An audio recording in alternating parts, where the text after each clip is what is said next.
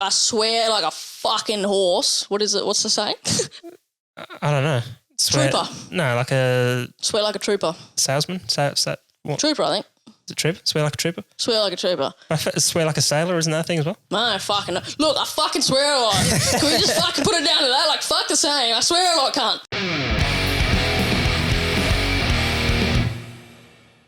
Hey, Fuggers, welcome back to the What the Fugg podcast. I am Nate. And I'm Tika.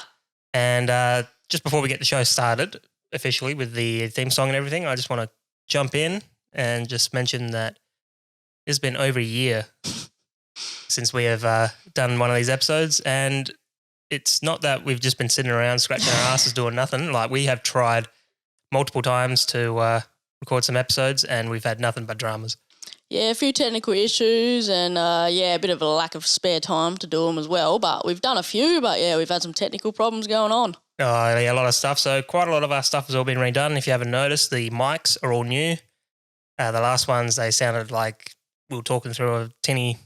I was just going to say dog shit, but I mean, that works like too. dog shit, yeah. That works too. We got a new audio interface because we were recording through a mixer before, and that just wasn't working out for us. The audio was flat. It was rubbish. We got TV. We had TV last We had a TV before, but now it's in the view. Yeah, true. All right, valid. Yeah, a bunch of other things. We've had a lot of shit going on anyway, though. So we just. And we're using new software too for recording. Oh yeah, that's right. And for playing videos and whatnot. So that's definitely something that we are excited about. Yeah, for sure. This one's going to go well, all right? Yeah, hopefully. If this one doesn't work, I think we're going to have a garage sale. You just fucking sell everything. And it's going to be like, yeah, $1,000 worth of equipment. I'll do a good deal for you, $50. Fuck that. I'll take that $50 and I'll buy 100 soft serve ice creams at McDonald's, and that'll be my life, just sitting there eating McDonald's ice creams. You can just imagine by the time I get past like the 10th one, it's just a puddle of melted ice cream. I stopped listening a while ago. Soggy wafer. Yeah, I know.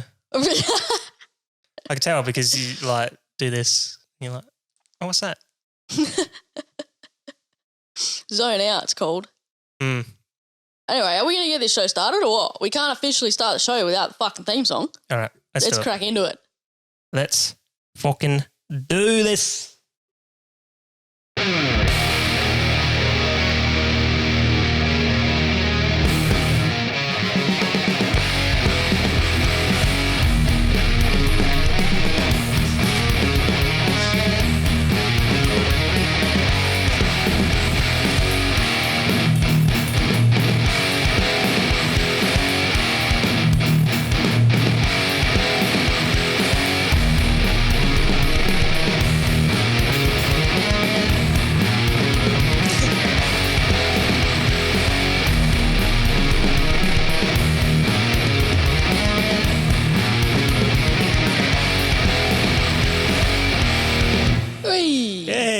So that's another new surprise. We've re-recorded the theme song. Is that shorter?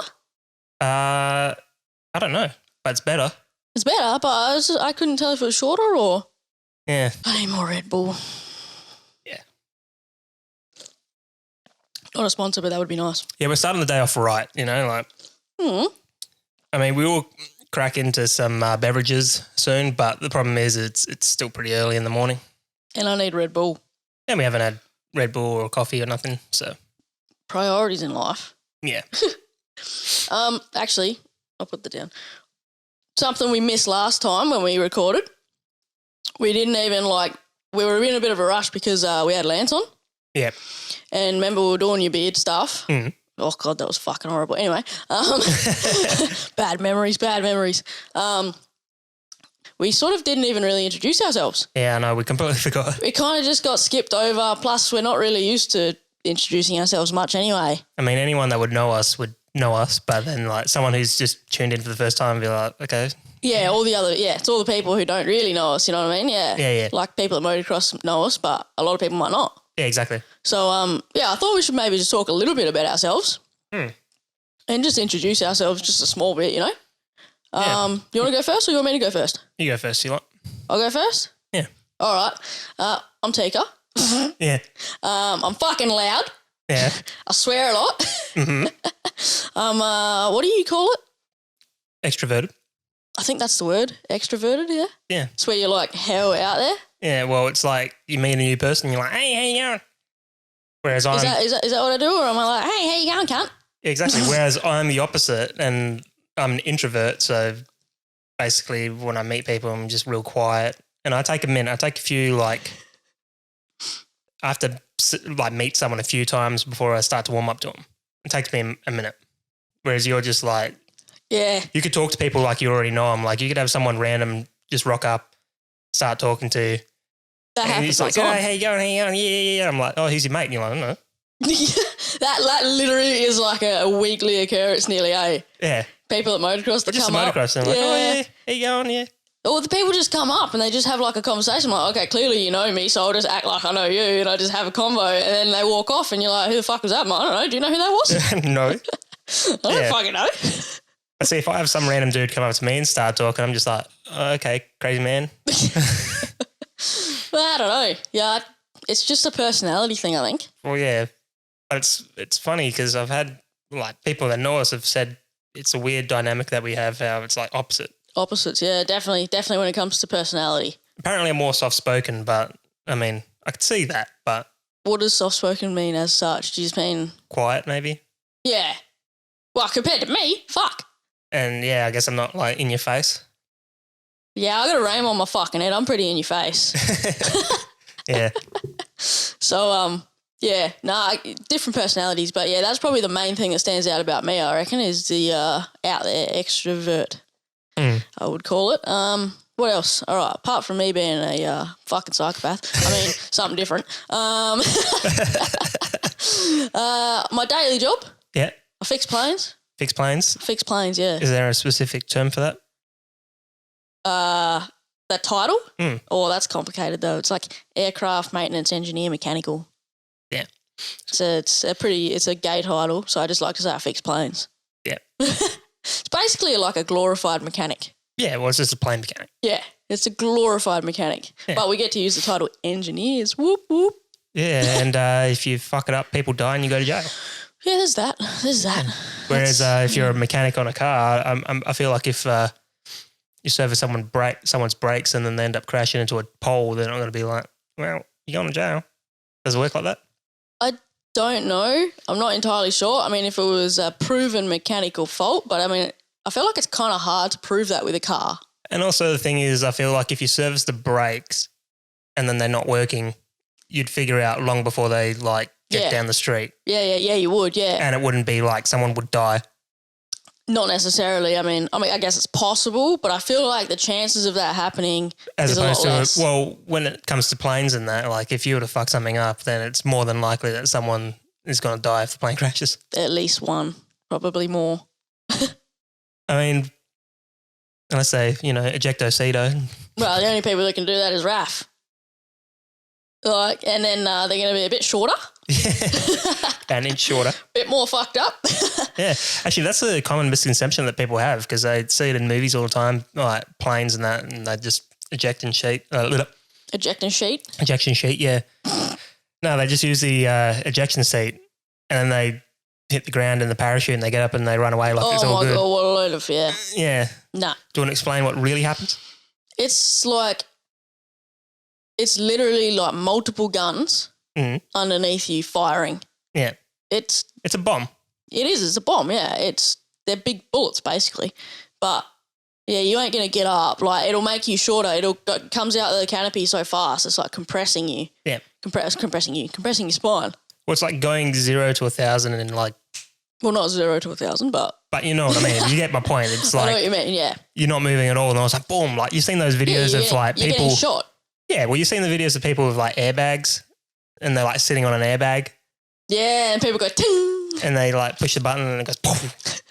Yeah, I do know that. And they go flying and they get fucked up and they're like on the ground, like their spine is all fucked up. Well, that's exactly what ejection seat would be. Yeah, I mean, I don't think you'll be getting up and walking away anytime because it literally compresses your spine so much that normally you lose height. And most of it's automatic. Like they push the button, the seat comes out. Pull. Oh, they pull. I thought it was a button. You fucking idiots.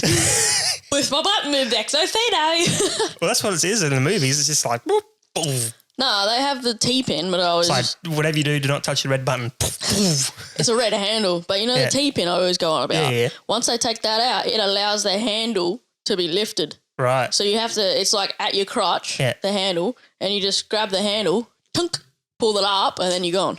Yeah, right. It's not a button. So that T-pin is what holds the handle down. Yeah. But that's not in when they're flying, obviously. Oh, so the pin's out, obviously, the whole time. Because otherwise they'd have to, like, if they're in an emergency, they have to pull the pin then pull their handle. Before... You have the removable before flight things, though? Not on the T-pin. No. So there's other pins on the ejection seat because obviously there's more than one firing pin. Right. So, well, there's more than one firing mechanism, I should say, sorry. There's 4 other pins. 5 other pins? 4 other pins? Whatever. There's other pins. You take them out, though. They're maintenance pins. Yeah. So you take them out and then you leave the T-pin in. But then once the pilot gets in it and you're seeing the pilot out, like a flightliner, you're seeing the pilot out. You have your job, like your checks with him. You know, you do your flap check, your speed brake check and all that shit. Yeah. And then the last check is the T-pin. So when they basically, after they've done all their flight control checks, then you'll see the first pilot put it in and you go 1. And that's you got 1 in and you're like, I'm still waiting for the second one. And then once you get 2, you give the thumbs up and then they're safe to fly because they can eject at any point. Yeah, right. Because obviously that's if there's 2, if you've got a training pilot in there with them or just a joy flight pilot. Yeah. Depends. But yeah. Yeah, so you got to have them out when you fly. You can't. And then as soon as they come back in, they got to, that's one of the first things they do. They pull in and then you're seeing them in, like you're directing them like to come in. Yep. And then the first thing you do is you hold your T and you wait until you see 2 T-pins gone. Yep. And that means they've put them back in. Because, you don't want to get out of the seat without a T-pin because if your foot hooks onto that handle, you're fucked. You're fucking dead. Yeah. Yeah. I wonder if there's a safety thing to stop it from ejecting while you're on the ground. Like, does it have to be over a certain altitude before it would let you? Nope. Really? You have to be over... Oh, because isn't there a video somewhere of someone ejecting inside a hangar or something? I'm not sure. But they hit the roof? It doesn't have its own mechanism that stops it from ejecting over a certain or under a certain altitude and speed. Yeah. That's what the pins are for. Yeah, of course. So that's what they're for. So that's why the T-pin is so important. Yep. And then the first thing we do after the pilots get out is put the other pins in. Yep. It's also like you're only allowed a certain amount of ejections in your career. Yeah. Right? 2 or 3. And I guess you're not like deemed as physically fit because it does fuck you up. Yeah, it fucks you up too much. So you can only have I think it's 2. It's been a while now since I've been on the RAF base, so I've kind of forgotten. Didn't one of the instructors or whatever or whoever it was tell you that there's like some dude that's still in like a cast or whatever? Oh, or like in a back brace or something? I can't remember who it was. I don't think it was one of the instructors. I think it was just one of the old RAF guys from the base there. Probably, yeah. Yeah, one of the old RAF guys did say he knew a dude that got sort of fucked up pretty bad. See, I could spend the whole podcast talking about this shit, and that's how interesting your job is. Now, this is what happens every single time people meet us. They go, they always ask Tika, what do you do for your job? And she's like, I'm aircraft mechanical engineer. And they're like, oh, okay, what's that? And then you start going on about this type of shit. And then people turn to me and they go, oh, yeah, so what do you do? And I'm like, oh, yeah, I'm a cabinet maker. Oh, yeah, that's cool. That's cool. That's fucking sick. That's cool. They always do it every single time. They're like, fuck yeah, your job is sick. What do you do? I'm a cabinet maker. Oh, yeah. Yeah, but they don't mean anything by it. It's just... No, but it's not an interesting job. It's like, what do you do? Oh, what does that mean? Oh, yeah, I just build kitchens, bathrooms, To be fair, you do all the fucking mansions and shit, but... Yeah, that's pretty cool, but... It's not the basic housing. No. You know what I mean? Yeah. Better than a caravan cabinet maker. Well, I used to do that. Yeah, I know. That's why I think the job you got now is probably better. You get to do all the rich cunt houses. Oh, yeah, well, it's different. It's interesting seeing like the inside of these massive houses. Yeah, well, exactly. He sends me photos. Yeah, you send me photos all the time. And I'm like, fucking hell, like, it is just redonkulous. There's a lot of shit we see too, and you're like... Wank. Not just wank, but it's like, why? Yeah, exactly. It's like, why would you spend money on this? It's there was one I did recently. It was like a bookshelf, and the top shelf was no higher than like my head, and they had a ladder attached to the cupboard, like in the movies, like how you see the ladders that slide side by side. That would make sense if it was roof height. It would make sense if it was like 2 stories tall or whatever, or like as big as a library one, but it was just a regular sized bookshelf, obviously spanned the whole wall, but the ladder was on there. It's like, how short are you? Like, how short are you? Because they only go up one step and then your head hits the roof. You know, what happens if they're a midget? Like a literal short cunt, the little ones, the little fuckers. Like a literal little cunt. Well, we thought about that, but even then it was like, even like a box that you put in the bottom shelf that comes out and you just stand on the box would be better than spending a stupid amount of money on a ladder. But you can't move the box. You can. Oh, like a box, like a movable like one. a step. Yeah, okay, right. Yeah. Yeah, but if they're a midget, maybe they want something fucking sick in their house, you know what I mean? They can be like, look at my fucking sick ladder that I climb up my bookshelf with. You know what I mean? You don't know. Yeah. But I agree, the cunts have too much fucking money and they should give us some. Yeah. Common misconception around a lot is that Youneek have a lot of fucking money. Oh, yeah. Well, where does that rumour come from? I don't fucking know. There was one that we heard from people up north. Apparently that all the people that are on the Youneek racing team get paid $6,000 per year or per season or whatever.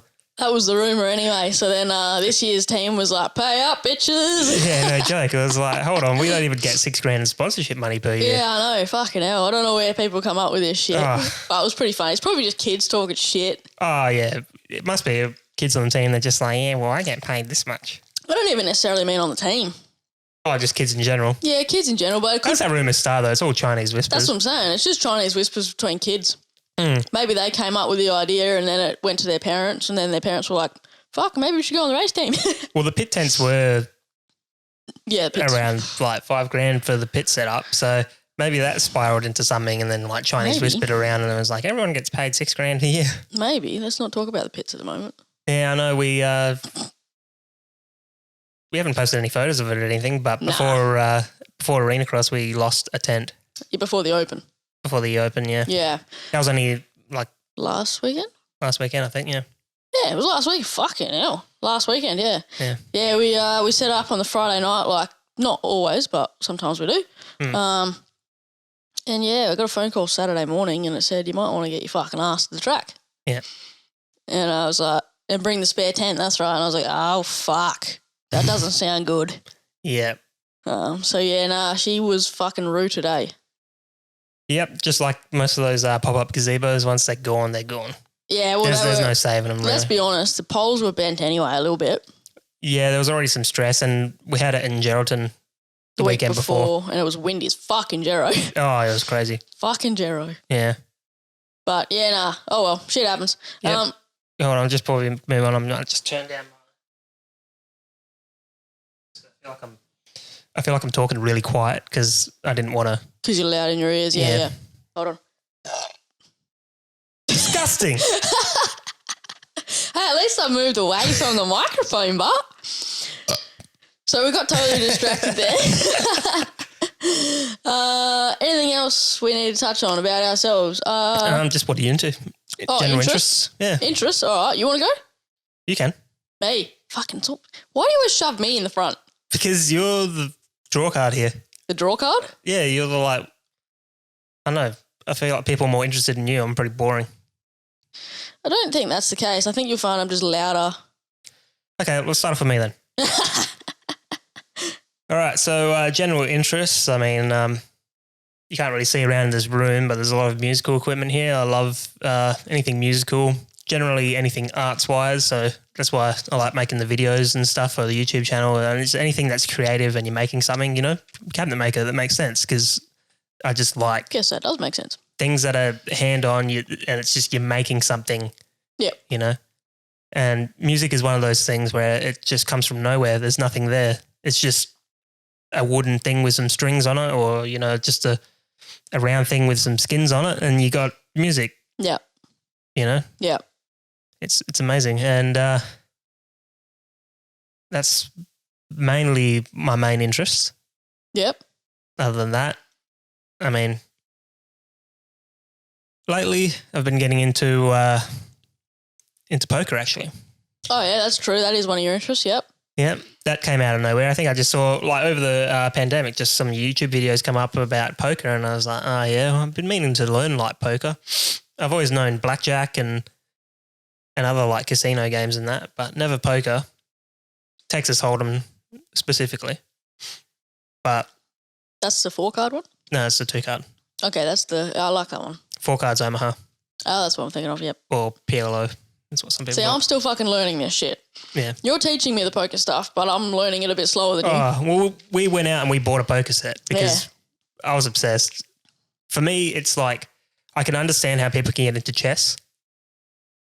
You reckon? Well, when I was in primary school, like, there was this guy. Oh, my fucking Sometimes God. I'd go into the library and he would always be there playing chess. And I thought was you were like, going to say you went in the chess club. No. No. He would just be in the library at like recess or lunch or whatever. He'd just be playing chess by himself because, like, I think chess you can practice just like playing pool. You can just like Practice play against over and yourself. over and yeah. And yeah, he would just be sitting there. And one time I sat down with him and I was like, let's play some chess. And he explained it to me and it was like went right over my head, like being a little kid. And I was a bit of a retard. I still am. Yeah, I was about to say. I missed that. I missed getting a dig in right there. I can't believe I fucking missed that. I need to drink this. I should have stepped on your dig there. But yeah, and I remember thinking like, I think the concept of strategy hadn't really gotten to me yet. So Might now, have something to do with the fact you're a fucking child. Yeah, exactly. But now that I've learned how to play poker a bit, I think what amazes me about it is the strategy aspect. It doesn't matter what cards you get initially, it's the way you play them. Yeah, of course. You could have an absolute dog shit hand and you can play on as if you have something strong. Yeah. And it's up to whether you convince the other person, you know, you could chuck in a massive bet and then they can maybe call you bluff, you know? Yeah, well, you started just not believing ever that I have a good hand and that bit you. That's because you were bluffing every hand. Doesn't matter if it was good or not. It's not that I was bluffing it. It's just that I would bet everything. You'd bet, yeah. You wouldn't check. You wouldn't, yeah. I didn't. Or you wouldn't call. You would just raise. Yeah, just like raise everything. Just wait, make it 100. Like, make it 150. Like, fuck it, make it 200. And you'll be like, I don't believe that you have a good card. But it made you get to the point where you have no fucking idea when I have good cards. Yeah. But the very first one you played, you put in a bet. I looked at you and I went, what do you got? Something good? And you went, and I was like, fold. Yeah. That's the problem. I don't have a good poker face. Yeah. I can't keep a fucking straight face at the best of times. Straight face? Yeah, I said that right. Yeah. I can't keep a straight face at the best of times, let alone when I'm fucking playing poker. I have to have a drink. Yeah. Like, as in just a liquid. Because then every time I do something, I can just get a drink. And that's my way of not reacting. If that makes sense. Yeah. Because otherwise, I don't have a good poker face. I mean, how good am I at lying? Not to your parents. I'm fucking useless. Yeah. No, I'm useless in general. Yeah, I guess. I'm fucking, because I give it away, don't I? Like, you've caught me multiple times and I'll be like, I'll try to lie, even if it's just about a gift. The way that you lie is different because you kind of like try to overplay it.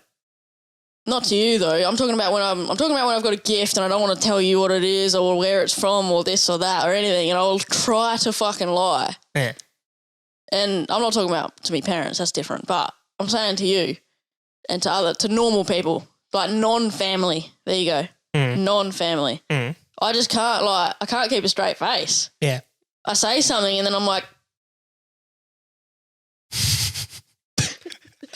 that's exactly what goes on in my head. I'm like, stop. Straight face. And I'm like, that's exactly what happens. But speaking of strategy games, like, you know how when we go to like an arcade or to bowling or something like that and you have the pool tables but it has the yellow balls and the red balls? I'm always like, these are snooker balls or whatever. Snooker. They're not. So in the last couple of days I've been, during my lunch breaks at work and that, I've been watching YouTube videos on snooker, and it is a completely different game to what I thought it was.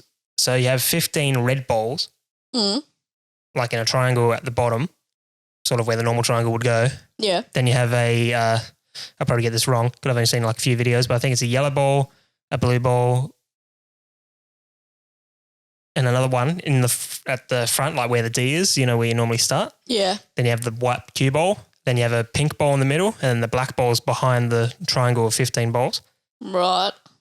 But it's a strategy game. So the way it works, you break the red balls, the triangle, and then you have to sink one red ball. Then you have to sink one of the colour balls, and it's a points game. It's not based on like who sinks what first. Who sinks what, yeah, I get ya. Because once the coloured balls get sunk, they get put back on the table in their position. Right. And it's just crazy the amount of strategy, different ways you can do it. So it doesn't matter. It's like you can play a perfect game, but it's very hard. It's like the equivalent of playing like perfect game of bowling or... Yeah, me not like. I don't know. See, this is getting too complicated for me to want to do. You have to see some videos because also the table is much bigger. Yeah, that's the next thing. How the fuck am I going to reach anything? Well, you see the videos where they're like... They're like on the table. Straddling it I know. This, and you're like, what the fuck? I'm too little. It's hard enough to play normal pool. I'm like, But even like, I don't know, it's amazing some of the stuff we could do with YouTube and stuff now, because even just trying to figure out like how to curve the ball in normal pool. Yeah, you can just YouTube it. With the massage shots and shit. Yeah, I get ya. So you're into the more like technical side of things, yeah. Technical things, whereas I'm just like, I'm pretty simple when it comes to like interests. You just like to do things and figure it out yourself. Yeah. Well, when it comes to the strategy side of it, I like to fix shit, which is why I fix planes. I like working on motorbikes. Yeah. I like to fix shit or just work, not necessarily, it doesn't have to be fucked, but build shit. Yeah. But build motorised shit, not like cabinets and stuff. Like that's more strategy because you've got to figure things out. Yeah. Does that make sense? I like fixing shit and building shit. Yeah. Building my car, like building it in the sense of modifying it and shit like that. Yeah. Yeah, I like that kind of shit. And then when it comes to like interests, like other interests, like you're like the musician, like but then you're creating something. So you're still building something in a way. Yeah, that's what I was saying before. It's like, yeah, you're creating something either way, Yeah, exactly. Whereas I just like riding dirt bikes. Pretty simple. Yeah. And beating the fuck out of people at jiu-jitsu. Well, you're more athletic than I am as well. Oh, yeah, well, yeah, true. So all my interests are athletic related, really, apart from fixing things. Yeah. Whereas all yours are more arts related and shit. But literally everything I do is physical related, everything I'm interested in. Because coming up, like growing up, you played cricket and you played T-ball and basketball and all that sort of stuff. Yeah, so... What else do you do? Basketball, T-ball, cricket. I'm trying to think. I was riding all the time. Yeah. I was still riding all the time. But, I mean, cricket was basically my life for a long time. Yeah. Because I was playing, like, boys cricket and then I was playing boys, girls and women, open women's and and then it was just open women's and states and, stuff. So cricket was it. Like, it was like a... full-time commitment for my mum as well, mum and dad. Having to drive you between like 17 different sports and that. Oh, man. I would go straight from school to my mum's work where she would then have to finish work. Like I'll get changed and everything there. She'd have to finish work, take me straight to me basketball games or straight to me cricket training. Like we'd have to pack the stuff the night before in the car. Yeah.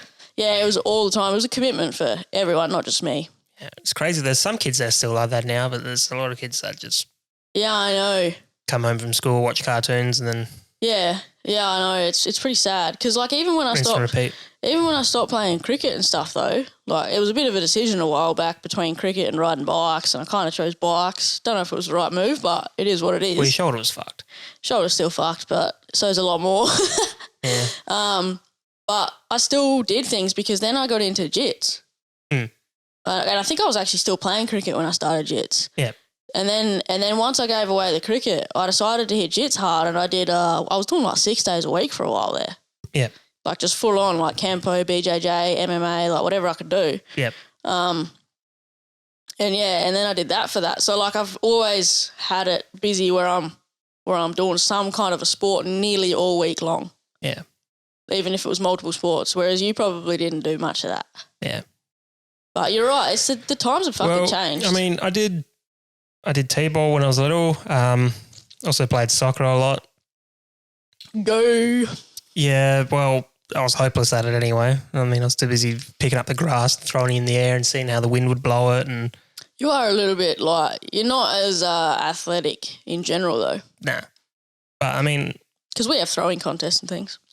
You just got a good arm for that.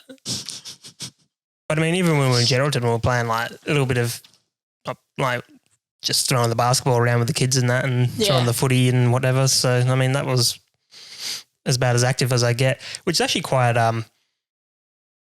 it's quite funny because I went to a sports college. Yeah, I know, and I didn't. I went to a fucking arts college. Yeah, we should have swapped schools, I think. We went to the wrong, we switched, yeah, but they wouldn't let girls in the fucking cricket thing at the time. Yeah. Fucking dogs. Yeah, I know. Don't get me started on that conversation. That's pretty bad. But see, the thing is, the only reason I went to that school is one, because my brother went there, and also because I got given music scholarship. Yeah, and then they got rid of that. Well, now I believe, I don't even think the school has a music college anymore. No, it's probably become a sports. I think it's a sports only now. Yeah. Well, it wasn't a sports college when I started there, so it was basically like 2 years in. 1 or 2 years in, they transitioned into a sports college. Oh, where they got rid of the other stuff. Yeah, and changed the name. Yeah, but I was going to say they had a specialist sports program for years. They always did, yeah. Yeah, because it was there. I was 2 years ahead of you in school, wasn't I? Yeah, but they also had the swimming as well. They got their own thing, don't they? Like their own pool thing? Yeah, and they got a stadium there now as well. Fucking hell. Yeah, my school didn't have none of that, but we had a theatre. Not a stadium, but like an arena. Yeah, we had a theatre though. That's one thing you didn't have. Theatre, yeah. Well, that's whenever we did any of our what was called Arts on the Show, we would go up to where your school was and we'd go into that. Yeah. Whatever you call it, the auditorium. I don't know. The thing that I would always wag so I didn't have to go in there, that thing? It's just the big stage with all the seats and that. Yeah, it's like a theatre. Yeah. Yeah. Yeah. I hated that shit. I loved it. I know. The only thing I hated about... We're very different people. For whatever reason, when you select your classes and that, if you were in the music college, you couldn't get into the drama class because they were in the same time. You didn't fucking miss anything. I would have loved it. I got forced into something like that. It might have even been drama, but I only went a couple of times and then I just wagged. Yeah, well, I couldn't do arts and I couldn't do drama either, which kind of upset me because what happened was music would be in the same time frame. Yeah. In the same time slot, rather. So while other kids would be in art or drama, I would go to the music college. Yeah, I get ya. Do they do that shit anymore where you just skip class? Like what, wagging? Yeah. I don't know. There's all fences around all the schools now, so it's and quite... also, everything's way more strict in the sense, oh, your parents will get a text. Oh, yeah, but my mum used to get a text anyway. You missed, whatever period. Yeah. So, yeah. I think it's a bit more, strict, harder. Yeah. I think. I don't know for sure. But I'm pretty sure it's a lot harder these days. And you're right, there's a lot more fucking fences. Everything's a lot harder these days. Living's a lot harder. To a degree. I mean, we don't have wars and famine and whatnot, but... Well, no, I know, but I'm just mean, I don't mean like that. I just mean in general. Yeah. You mean like these days or living is harder now that we're adults compared to when we were kids? Because of course it is. Nah, I just mean I don't know. Especially with the whole, I'm not going to bang on the situation, but especially with the whole COVID shit. Oh, yeah. You feel so restricted. Living is harder in the sense, I can't just go and see my auntie in fucking Queensland. You know what I mean? Yeah. My family over there, you can't just go and see them. You just can't do it. It's not like a, you know what I mean? You can't go on a fucking holiday, unless you're in WA, of course. I'm not complaining. We've got it pretty good. Yeah, no, it's good and bad. It's the... Yeah. Yeah, I'm just saying that's what I mean when I say living's a little bit harder these days. It's weird because we're the most normal place in the world, but on the surface it's normal, but underneath it's kind of like... I get ya. It's kind of like the iceberg that the Titanic hit, on the top it's just like this little thing, but underneath it's just all this other shit. Yeah, I get ya. But I also mean... So, I mean that, and I also mean sort of in general in the sense of even pre-COVID, freedoms were a little bit more, I feel like freedoms are a bit more restricted now than what they were when we were kids. Even things like having fully fenced fucking schools, that never used to be a thing. Yeah. I think that was more to keep randoms from walking in on the school because the amount of times You schools mean when fucking pedos?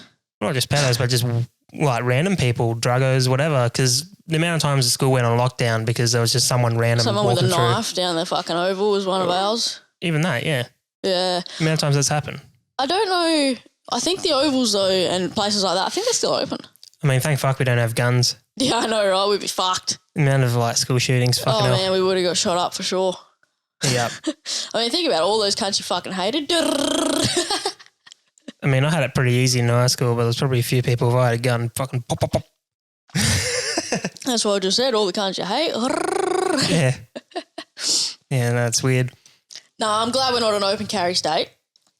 Yeah, no, I was talking about the other day that, you know, being in an open carry state might be a good thing, could keep a lot of people in check. But then I was thinking, yeah, no, but then, you know. You'd probably be dead. Yeah. Just saying. But I mean, the thing is. That's a lovely sounding airplane. Yeah, no way. Hope you didn't work on that one. Hey, it's not coming down. Should be right. I'm a fucking beast. No, I was going to say the thing is, like, I don't need any guns. I got these ones. I couldn't help myself. I had to get that in there. But yeah, that's what I mean when I say, like, I feel like we're a little bit more restricted in a way. Yeah. Like, I know, like, the fence around the school is probably an average example because, like you're saying, it's for protection. But. And I guess it's also to keep the kids in class when it's meant to be. But I guess I see your point. I can imagine the nightmare, like, say if there's like a school fire or something like that, and then everyone's trying to get out the gates, but then like. I don't think they're locked. That's the thing. Like, I feel like there's a way in and out of all those schools. That's why I nearly think that the fence is like, because they'd have to, for that reason, like you just said, a fire, right? They would have to leave spots open. They wouldn't have a choice. Yeah. They would have a certain amount of distance, like a certain amount of classes that would go in this gate, a certain amount that would go like in, out, whatever. Either that or the like fire evacuation spot is on the property somewhere like the oval where it's open. Maybe. Yeah, okay. But in saying that, that means that there's still access to get in the school. So I guess what I'm trying to say is I don't reckon the fence actually keeps people away because there's always a way in, even if it's up off the oval. Yeah. Like I'm thinking of my school map from high school. If you can get to that oval, because that oval's not, it's a public oval, right? Then you can get into the school. So if you want to come in with a knife, with a whatever you want, you will find your way in. That's what I guess what I'm trying. I guess it's about making it harder. Does it really matter though? Well, yeah, because that's what defense like. I mean, like, yeah, it's probably like a thing, but anyway, on with your point. Like, who really cares about that? I'm just saying. I'm just saying. Like, I don't know. That's part of the. I mean, it's the wrong kind of freedom because wagging class is not a good idea. So that's your point. Nah, like I just mean like it's part of the whole thing where your freedoms get taken away, but you shouldn't be wagging school. So yeah, stay in school, kids. Unless it's shit, then get a job. Yeah, as long as you can get a job or something, it's all right. You don't have to stay in school till fucking year 12. I didn't. Well, unless you're thinking of going on to uni, but... Okay, if you're going to go to uni, I think you have to. Like, specifically, if there's a job you want that requires a uni degree, then obviously, yeah. Actually, I was about to say, I don't even think you can... I think you need to go to year 12 these days because most standard jobs, like even trades, expect year 12. Really? I'm pretty sure. I could be wrong, but I feel like a lot of people have to stay now because so many jobs are asking for it. I feel like that's been said to me before. Yeah, right. I'm pretty sure I would be fucked trying to get work in my industry now, like if I was trying to get an apprenticeship. I remember when I was in school, there was a bunch of guys that were there when I was leaving. And they're like, no, you have to stay in school, finish year 12. Because I was in year 12 and I left. And they're like, finish year 12 because, you got to get your waste certificate so that way you can get a job. And I'm like, I'm leaving to get a job. And they're like, oh, well, you're only going to get, that job. And then if you want to get one later, you did fucked. some of year 12? Yeah, only like the first term. Oh, okay. And then I saw them a few years later and they're working at McDonald's. And I was like, well, your waste certificate got you far. No, that was the same with my people that I went to school with though. Like I left though. Yeah. But like I know some of them stayed on till year 12 and like past year 12 and got their, is it waste? Is it the same for everyone? Is that what it is? I don't even fucking know. But they got their year 12. They got their graduation and all that. Yeah. And then, like they did fuck all with their lives. And I was like, what the fuck is wrong with you guys? Like, I know. Like you stayed till year 12. Well, they pop out a few babies and then... Yeah, well, that happens too. Yeah. And but they like, just stay at home mum. They don't have careers though, you know what I mean? Yeah. I don't know, it's weird. You need to have some kind of qualification. I think so. Yeah. Oh, need some more Red Bull. Yeah.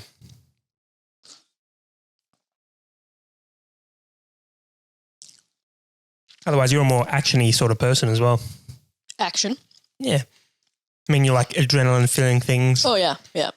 Adrenaline junkie. Yeah. Yeah. Yeah, I agree. You're not really an adrenaline junkie at all, actually. No, not really. You don't seek it much. I mean, obviously you ride with me. Like Lanos and stuff, the dunes. Yeah. But you're not really I wouldn't call you an adrenaline junkie. Well, I'm not out trying to chase that's what I mean. a high of the whatever. You know? You don't seek it. Yeah. Like you won't jump out of a fucking aeroplane with me, for example. No, yeah, I'd rather not. Because you're a little bitch. No, I just don't want to jump out of a fucking plane. Yeah, but why not? Because for one, you see like a bajillion videos of when they like pull the chute and then that little thing comes out and all gets tangled up and then they're like, oh, we're fucked. That's what a backup chute's for. Yeah. And then half the time they don't fucking work because they get tangled in the main chute that's already fucking tangled. It's not half the time they don't work. It's like once in a blue fucking moon. Okay, probably, but exactly. Either way, I don't want to jump out of a plane. But why? I don't know. When I'm on a commercial plane, I don't look out the window and go, fuck yeah, I want to like jump out right now. No, but if you got in a skydiving plane, I'm telling you, you'd want to jump the fuck out of it. I got a good solution to that. Don't get in a fucking skydiving plane. But you got a parachute. You'll be right. We've been having this argument for a long time. Yeah, I know. So even young Lucas at Jiu-Jitsu, he wants to go skydiving. I'm like, fucking, you go for it. I'll be laughing when you hit the ground. We're fucking doing it. You won't be laughing though if you hit the ground. Oh no, I wouldn't be. But I'd be like, I fucking told you. No, you wouldn't. And you won't need to because we have these things called fucking parachutes. Yeah. And then if that doesn't work, we got a fucking backup parachute. Yeah, well, I don't know. Not for me. I'll go indoor skydiving, but I draw the line at that. Yeah, no worries. Just get in a little cylinder thing with a blowy thing and fucking let the air hit you. Nice. Lucas goes, would you go bungee jumping? It's not as high. And I was like, bungee jumping's just as fucking worse. No, like, bungee jumping's worse. How fucking... Oh, yeah, nice Harley, bro. The Harley man's back. I don't know where Harley man comes from. Anyway, how scary it is, like, if you just have, like, a elastic band and you, like, stretch it out like this and you're like, don't fucking snap in my face. Now, imagine strapping that around your legs and jumping off a bridge or whatever and then being, like, having that snap up the top and slapping you on the ass. And then you fall onto a concrete and die. What a life. No, like you wouldn't do it. You normally do it over water if that makes you feel better. Even then, like, you jumping off a fucking like bridge or whatever they jump off, if that thing snaps, hitting the water is going to feel like concrete anyway. Look, it's probably not going to snap. In saying that, I will say I'm not as keen on bungee jumping as I am skydiving. Yeah. I also feel like bungee jumping would hurt my body a bit. I'm a bit fucked up. I think what would be more exciting is, you know, that they have like canyons and stuff and they have like giant swing. It's like a harness attached to like a cable and it like drops you and you're like, wee. You mean like a flying fox? No, it's like a swing. I don't actually know what you're talking about, but I want to fucking go on one. Yeah. Sounds cool. It's actually just like a giant swing and you're like, wee. But why are you in a canyon? And where the fuck is this canyon? I don't know, probably in America somewhere. We need to find out. It's similar to, did you see Ryan Williams did in South Africa at that stadium when he's like on that beam, he jumps down and he like swings back and forth. It's like that. Oh, yeah. But in like in a canyon. In like a canyon or off like a cliff or something. Yeah, no, that'd be pretty sick. But I mean, you could just go skydiving here. You wouldn't have to go to another country. I'd rather not, because the difference is like skydiving is just continuous falling and then like slower falling. Whereas that is like you go straight down for a bit and then you get caught and you're like, wee. I like rock climbing. Rock climbing's all right. You could do backflips while you're skydiving. Why don't we do rock climbing? See how you go with the heights there. I'm down. Why is that going to bother me? I don't know. I've never seen you rock climb before. What kind of rock climbing? I've done normal rock climbing. Just see like, yeah, just indoor, whatever rock climbing. That's fucking easy. Not good for me shoulder, but I'll do it. What, you're saying you fucking want to climb a mountain? Yeah, that's what I thought you meant. I was like, fuck, I'm down. I was like, fuck, I didn't expect this from you. Difference with climbing a mountain is you need some experience. Just stick a harness on you, be all No, that's not how it works. Although we were going to do the, what's the thing, the abseiling? Oh, yeah. We were going to do that in Kalbarri, but it was like 45 fucking degrees. It was hot. And I think they cancelled it anyway because once it gets over a certain temperature, they're like, yeah, we're not going to the gorges because you have to bring like 45 litres of water just to stay alive. Because you might pass out in the first 1 kilometre. Yeah, exactly. Well, I think you have to walk for like 3 Ks. It's a bit more than 3. Just to get to the gorge that you need to get to do the abseiling. Then you have to hook up. Then you have to do the abseiling. No, you've got to get to the abseiling position. That's like, I'm pretty sure that's at least 20 Ks. On foot? I think so. Nah. Unless that's to go down the gorge. No. Yeah, I don't know where they abseil from because I haven't done it there yet. Yeah. Maybe next time. Yeah. Well, we have to go like mid-year, but we can't really go now because there was no, we can now. Can you? Is it open again? Yeah, it's open again, but there was a period where we couldn't go when we were going to go. Yeah, because they were hit by a storm and COVID first. Well, no, we went there last Christmas and that was during COVID. Was it? Yeah. Oh. They were open. Yeah, right. We never had it that bad here last year then. No, it was fine. But it was a bit after that they got hit by a storm and the town got flattened. Yeah, it's probably like 6 months after that maybe. Yeah. No, not even. Probably not even, yeah, because we were going to go back. Yeah. With my brother, remember? Yeah. We were going to go out, so yeah. So basically the place we stayed at when we went last Christmas is flat. It's gone. I think they demolished it by now. Yeah, there is no place there. There is no place there anymore, yeah. Because it sucks because we had a good relationship with those people. Yeah. And they were like, oh, we'll give you discounts next time. And we're like, fuck yeah. And we were like, sick, we're coming back soon anyway. Yeah. And yeah, they were going to give us a discount and shit. And then the whole fucking thing got demolished. Yep. Thanks, nature. Yeah. Fucking cunt. Mother Nature, fucking up our plans again. Yeah, I know, It's a story of our fucking lives. First it was COVID, now it's this. No, I meant Mother Nature in general. Yeah, I know what I'm saying. Like first it was COVID, now it's flattening the town that we like. Yeah, I know. Hopefully we'll be able to go. Oops, sorry. Hopefully we'll be able to go back there again soon, but yeah. Going back to skydiving. Mm-hmm. We were having this sort of skydiving debate at where we get our haircuts. Yeah. And yeah, we talk with her all the time. So Kelly was having a fat laugh at us because all right. Nice. You just wanted to show me up on burping, as opposed to my little. That wasn't real, by the way. It sounded like a little fart, like. That wasn't real. But yes, no, we're having the skydiving debate out there at Kelly's, and then she was having a fat laugh, and she actually showed us a fucking funny video about skydiving of what they did to her dad. Yep.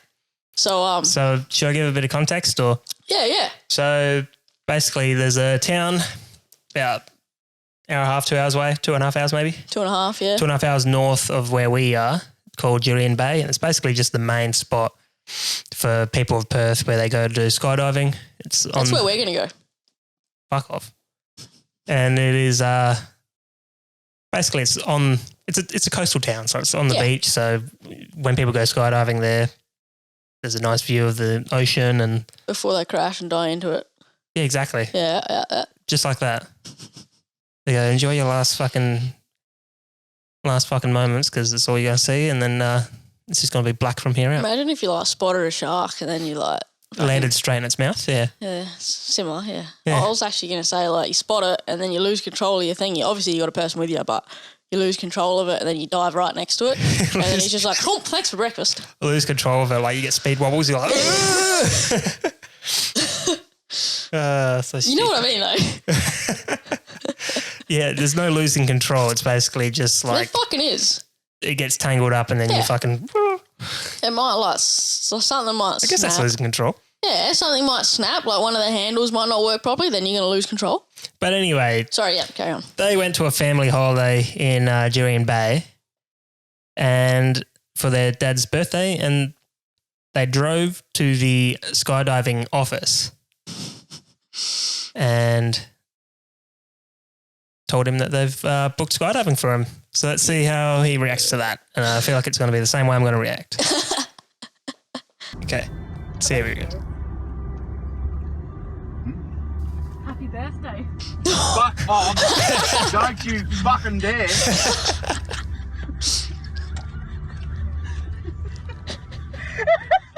Fuck. It looks a bit red, eh? Oh, man. It looks like angry. He's trying, Is he trying to put the car? Fuck, no, I'm not- This is fucked, eh? it just hops out and leaves.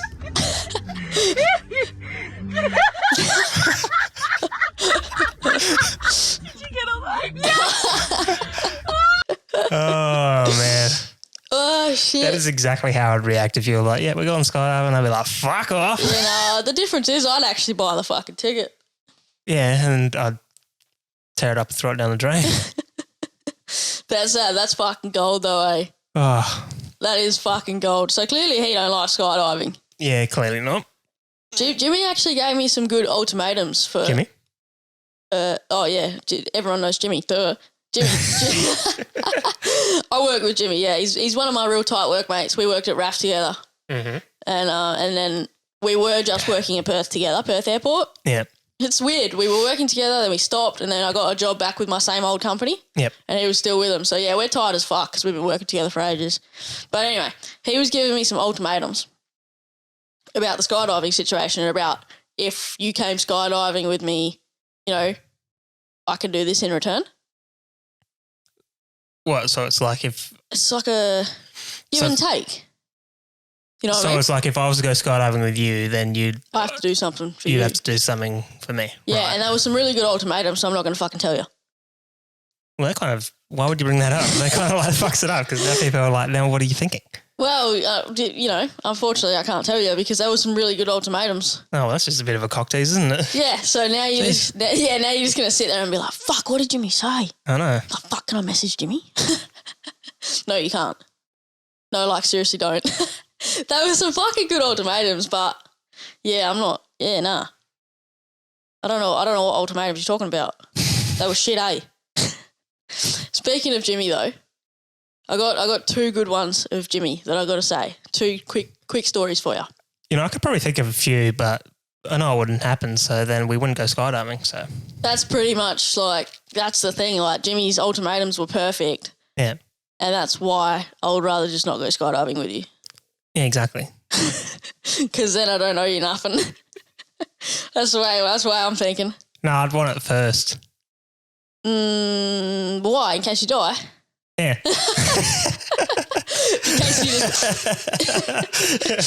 In case you and the earth meet Yeah. at a very high speed. Because look, we still did your thing in the end. It's just we didn't walk away from it. That's all. You're not going to fucking die. Anyway, can I tell me two funny stories? Well, one of them's a funny story. One of them's actually a funny video that we've got for people to see. Okay. So what's your funny story? The funny story is actually when you called me at work a couple months back. Yeah. Because my phone's always on loud when I'm at work because I work in a loud aircraft shop. There's always planes running out the back and stuff like that. And also I have earmuffs on half the time. I got the same muffs as you, the Bluetooth ones. It was you who convinced me to get them, and fuck, it was a good idea. The 3M Bluetooth, yeah, they're good. Yeah, the 3M Bluetooth, they're fucking sick. So it's always real loud, so I never know if my phone's vibrating. Yep. So not to mention, like, you know, orbital sanders, how they're like the air ones. Yeah. And they're like vibrating as fuck. Yeah, so you won't know if your phone's going off. So I always have it on loud. Yeah. But my ringtone is a bunch of 4-strokes. Yeah. So anyway, it was in my pocket and I was underneath the plane and I was sanding this one, getting it ready to paint. And so when we're sanding, like, fuck, you gotta wear heaps of gear. So you got your suit on over the top of your clothes, and then like you got your mask, your goggles, and then the earmuffs on top, and then your hood. And you called me. I can't remember why you called me now, but you fucking called me, and it's a pain in the ass because I've got all that gear on and I can't talk on the phone until I get it all off. Yeah. So I'm fucking laying under the plane standing. I'm like laying like this way, and then Jimmy's like laying that way next to me because I think we're coming towards the end of it. Yeah. And he's right near my legs basically. And so when you called me, I didn't know it was ringing at first because it has a delay between when it rings in my pocket and when it rings on the muffs. So it's like it starts on the phone and then it goes to the earmuffs. No, it stays on both, but it starts on my phone first before it comes to my muffs. It's like a delay with the signal. Yeah, right. You never have your phone on loud, so you probably wouldn't know. Yeah. But your phone still rings even though it's ringing through your headphones as well. Oh, okay. Yeah, so it's like a double whammy. And like I'm just thinking like once it's registered in my muffs, I'm like fuck, because I've got to get everything off real quick, get my mask off, goggles off, like get my hood off first, all that, and then put my earmuffs back on so that you can hear whoever's calling me, because you can't leave the earmuffs off. Because you won't be able to talk, yeah. Yeah, because it's all hooked up. It's all hooked up, and I won't be able to hear anything, so I have to put them back on. So I'm like, fuck. I'm like stripping everything off, you know, get me muffs back on. And I'm like, yeah. And I didn't know who it was because I haven't looked at my phone. So I'm just like, hello. And then like I've sort of like looked up, and you've spoken by then, I think. I've looked up and Jimmy's like mortified, like looking mortified as fuck. And I'm like, the fuck? And he's like, did you just have the biggest fucking fart in the universe? And I was like, it's me fucking phone ringing, cunt. I'm on the phone. Except I was on my earmuffs, but you know what I mean? Yeah. But because he was next to my leg, it probably does sound a bit like a fart. I mean, it is a 4-stroke. Let me call you. Oh, yeah? All right, put my phone on loud. All right, it's on loud.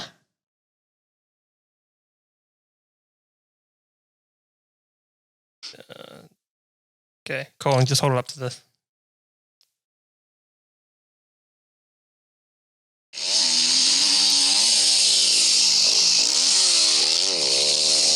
Yeah, I can see how that Can you see, like, especially with all the noise of all the machinery? Yeah, you think that's a fart. Yeah, so he thought it was a big fuck off fart, and he just looked mortified as fuck, and I was just pissing myself trying to talk to you on the phone, eh? Yeah. It kind of is like a big wet fart, eh? Oh, yeah. Especially with all the, like, because there's probably like 4 machines going in the workshop, so it's loud. Yeah. It was fucking funny as, eh? Anyway, that was my first story. Do you want the second one? The second one is for all you guys. Okay. You guys, because it's a fucking hilarious video of him. So he sent me this. He sent me this video after he had like some kind of surgery on his nose. Yeah. I can't remember what it was now. It wasn't that long ago, but it was a while back. Yeah, he had something to fix his nose up because I think he couldn't breathe properly. Oh yeah, I don't know what that's called, but yeah, I know what you mean. It's like I'm pretty sure he's had his nose broken, so I think that's what it is. Your nose is like constantly broke, so that constantly like blocked, so they get in there and they like do something. Cut something out or open something up. I don't know how they do it. I think they open something up. I don't know how they do it, but yeah, I know what you're talking about. But yeah, because he had to have the nose surgery, he had to do this, the flow. The flow. Yeah, I know the flow. The flow. Yeah. And he sent this fucking good video, and I reckon you all need to see it. Yep. Well, let me just... Yeah. For a bit of context, so what the flow is. So I got the flow as well for allergies and that. So basically it's just a sinus cleansing thing. So it's basically just like a little water bottle. You fill it up with like a saline solution and then you like squirt it up your nose. Yeah, me no like. To cleanse your sinuses. Me no like. So let's watch the video. Well, here we go. Today we got flow. A flow will help me nose breathe properly. So I'm going to squirt flow up that nose. It'll go in that hole there and come out that hole there. Say hello to flow. Bye, flow. Okay, let's go. Let's go, flow. Flow's up your nose. Oh. And So I hate this fucking video. It's so funny, but it's disgusting. Reddy's kidding. like that. That's how you fucking do it. Like that. I don't actually think that is how you fucking do it, Jimmy. I don't think so either. Like, that was so brutal. Like, whenever I've ever done it, it's just like slow and you just let it dribble out lightly. You know, like. Oh, fuck.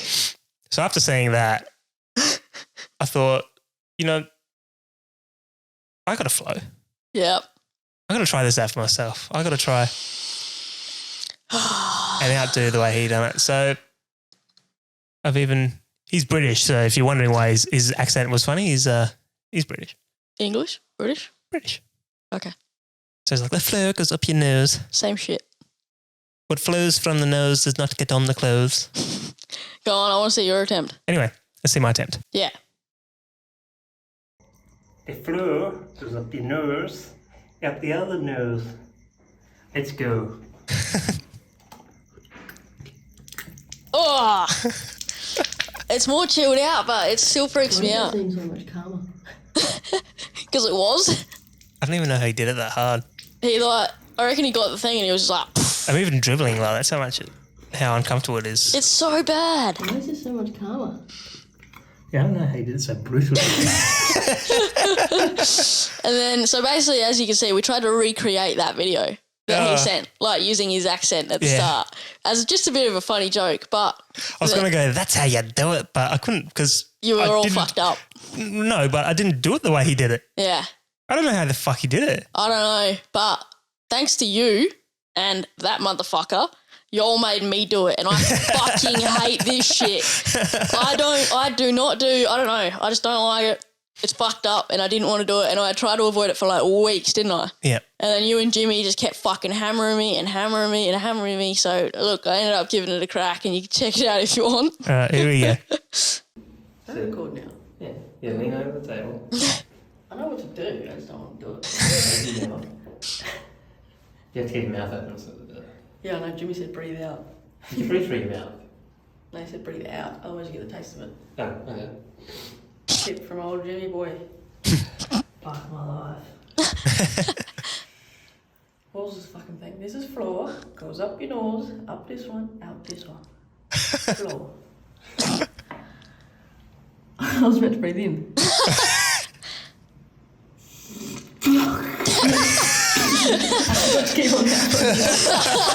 The first thing I did was close my mouth. Oh, yuck. Look at all the dribble. I'll try that again. Open mouth. Oh. I do not like that shit. How the fuck did he make that noise? He just busted in there.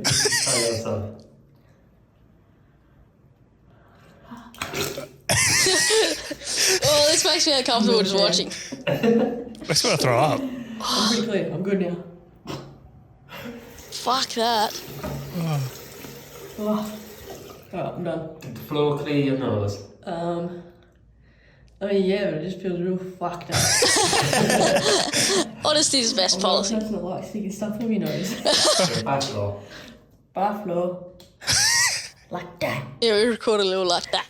That's how you do it. Just like that. Not like that. Not like that. That's not how you fucking do it. No. I'm not a fan of that shit, eh? Yeah, nah. Nah. I don't even like, cleaning. Like, I know you do it for your allergies. Yeah. I can't do it. Well, the thing I think that makes it most uncomfortable is that because it's like a saline solution, the liquid is slightly salty. Yeah, it is. So I know you get that weird like taste in the back of your throat and you're like, like you've been in the pool. Yeah. Yeah, like a salt pool and you've like just sucked in a bunch of water accidentally and you're like, Yeah, whereas like if that was in in the ocean. I was about to say, I was going to say if that was in the ocean, it's way worse. Yeah, when a wave hits you in the face and you like swallow like half a ton of water and you're like, Ugh. I was going to say even when you're snorkeling and you dive down and you breathe in a little bit too early before you've got it all out of your snorkel. Oh, yeah. Oh, man, I've done that too many times. Yep. Oh, that's so gross. You know how you force it out, but sometimes it didn't all go out and then you breathe in? Fuck. I know that's how like scuba divers die. What? Like actual, not scuba? Scubas with the tanks? Yeah. Yeah. That's why they have to like inspect their mouthpiece and all their stuff because the mouthpiece has like a little crack in it. Yeah. And they're breathing the whole time and it's like letting in a little bit of salt water. What happens is their lungs slowly get like salt water inside them. Yeah, they slowly fill up with water. And then it's not like they drown while they're underwater. What will happen is they will come out of the water, finish what they're doing, they'll go home. But I guess your body knows that your lungs has salt in it, so it will flush normal water in there. Yeah. Your body will put normal water in there to sort of like flush the salt out and you end up drowning in your own fucking... Well, you should always fucking inspect your shit anyway. Oh, yeah. Well, especially if you're hiring it too, like... Oh, fuck that. I don't think I'd want to hire it. I knew someone, they went paintballing.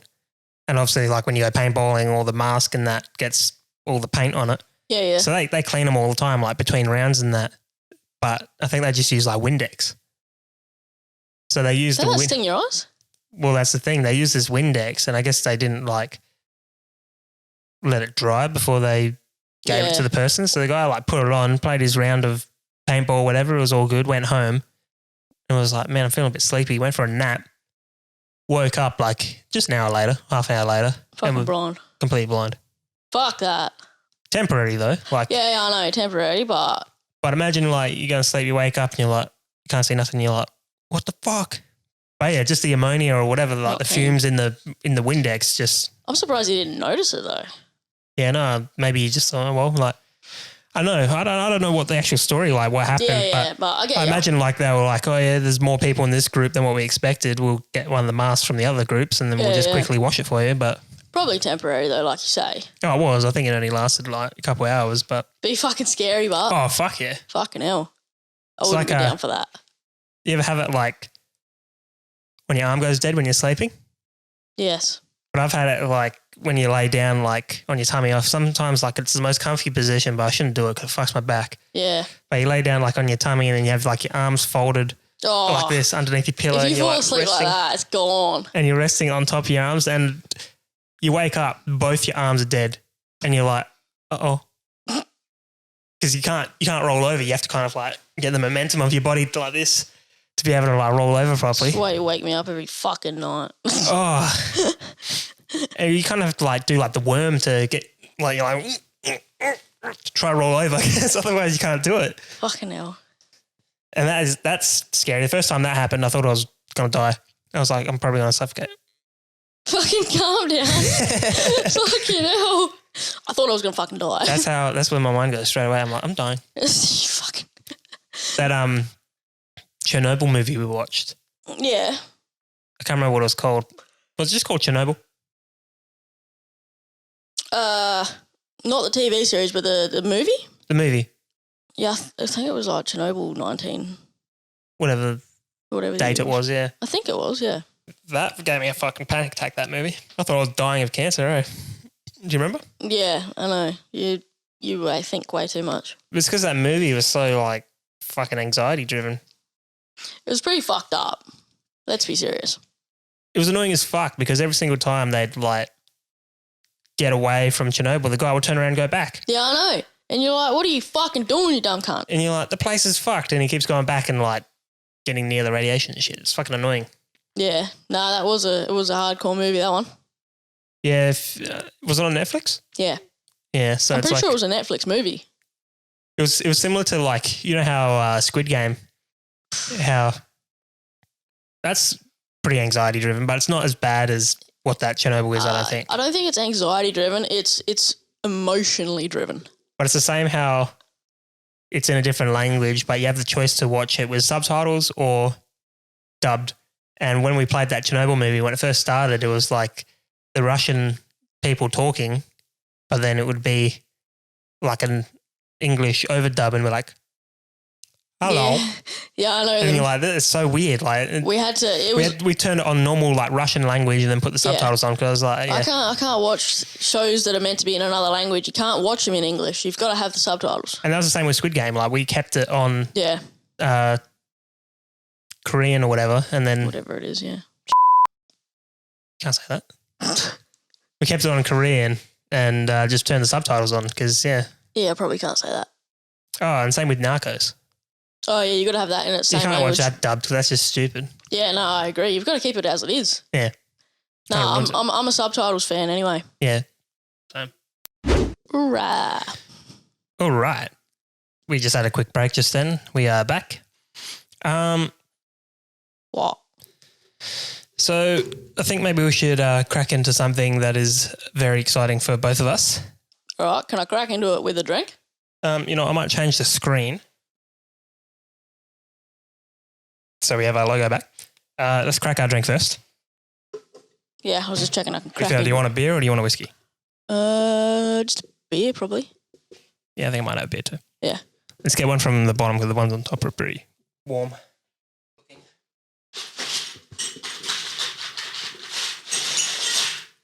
Yeah.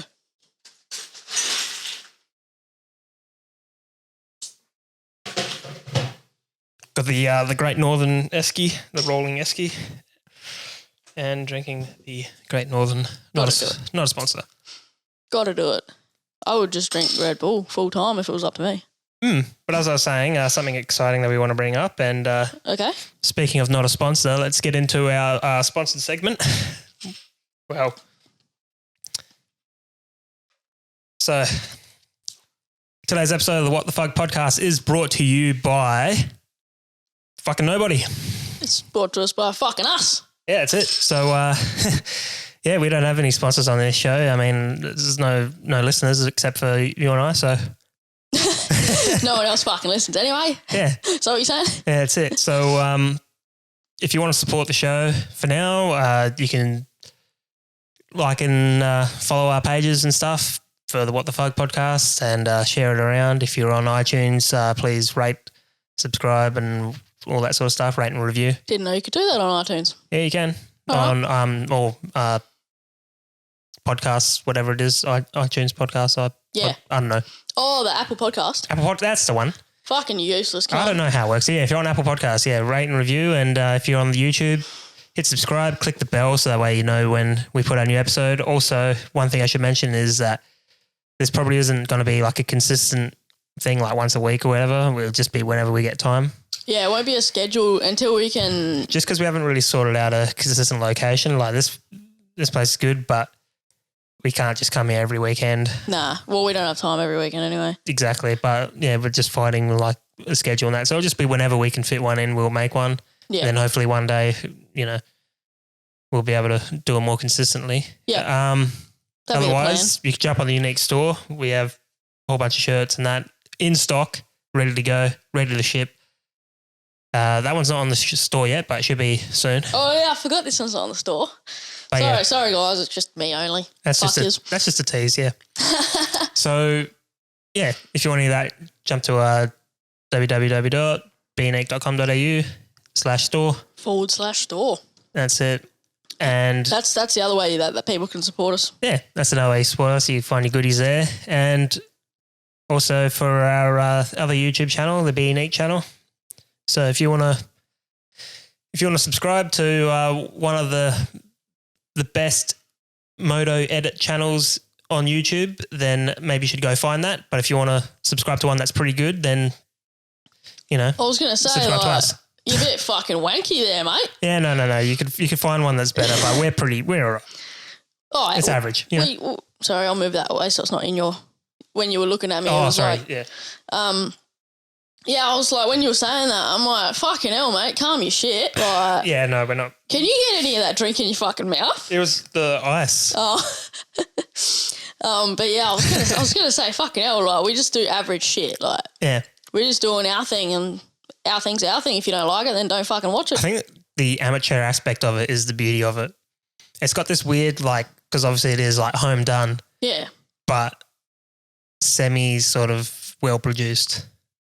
Yeah, well, you that's your department. I don't play with that. That's your department when it comes to that. But the even videos. this, like, it's obvious if you look at this camera here, like, this isn't a set. This is just a living room, Yeah, I know, right? right?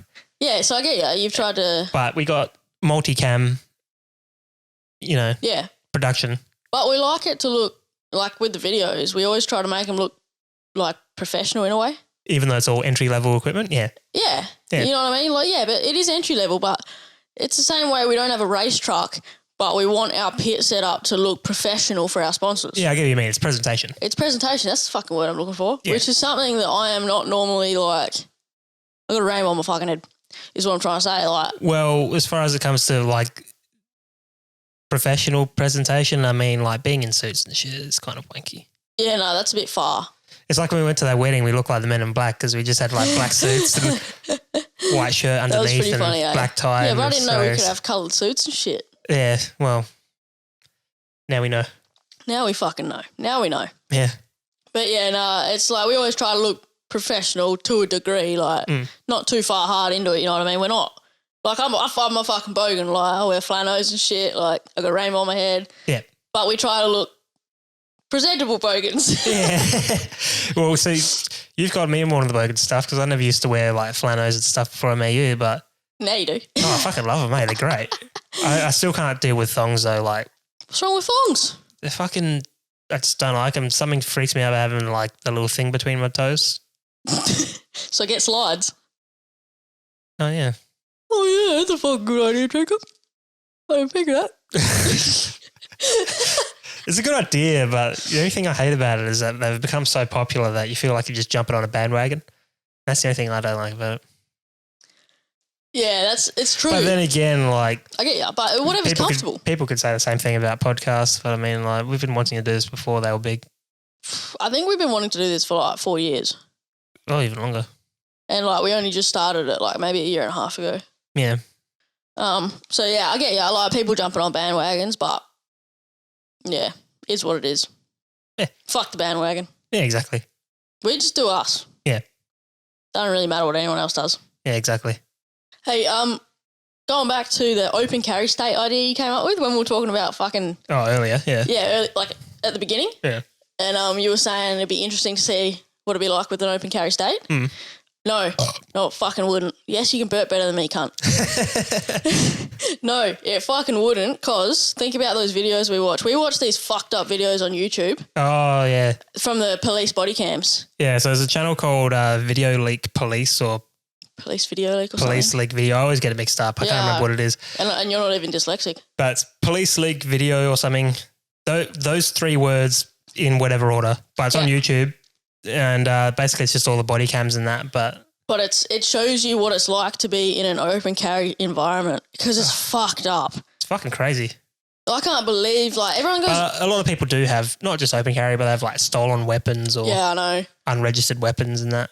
Well, I was going to say, like, a lot of people give American police shit, like, for their arrogance. Not just arrogance, it's just the way they're all, like, trigger happy, but fucking hell, I'd hate to be that job. Yeah, that's the thing, though. Like, I understand some of them probably are like that, but if you watch some of these fucking body cams, like, you can nearly understand why some of them shoot first. Well, how's the one of that guy, like, the cop that pulls that guy over in that truck in New Mexico, and the guy was, like, a cartel member.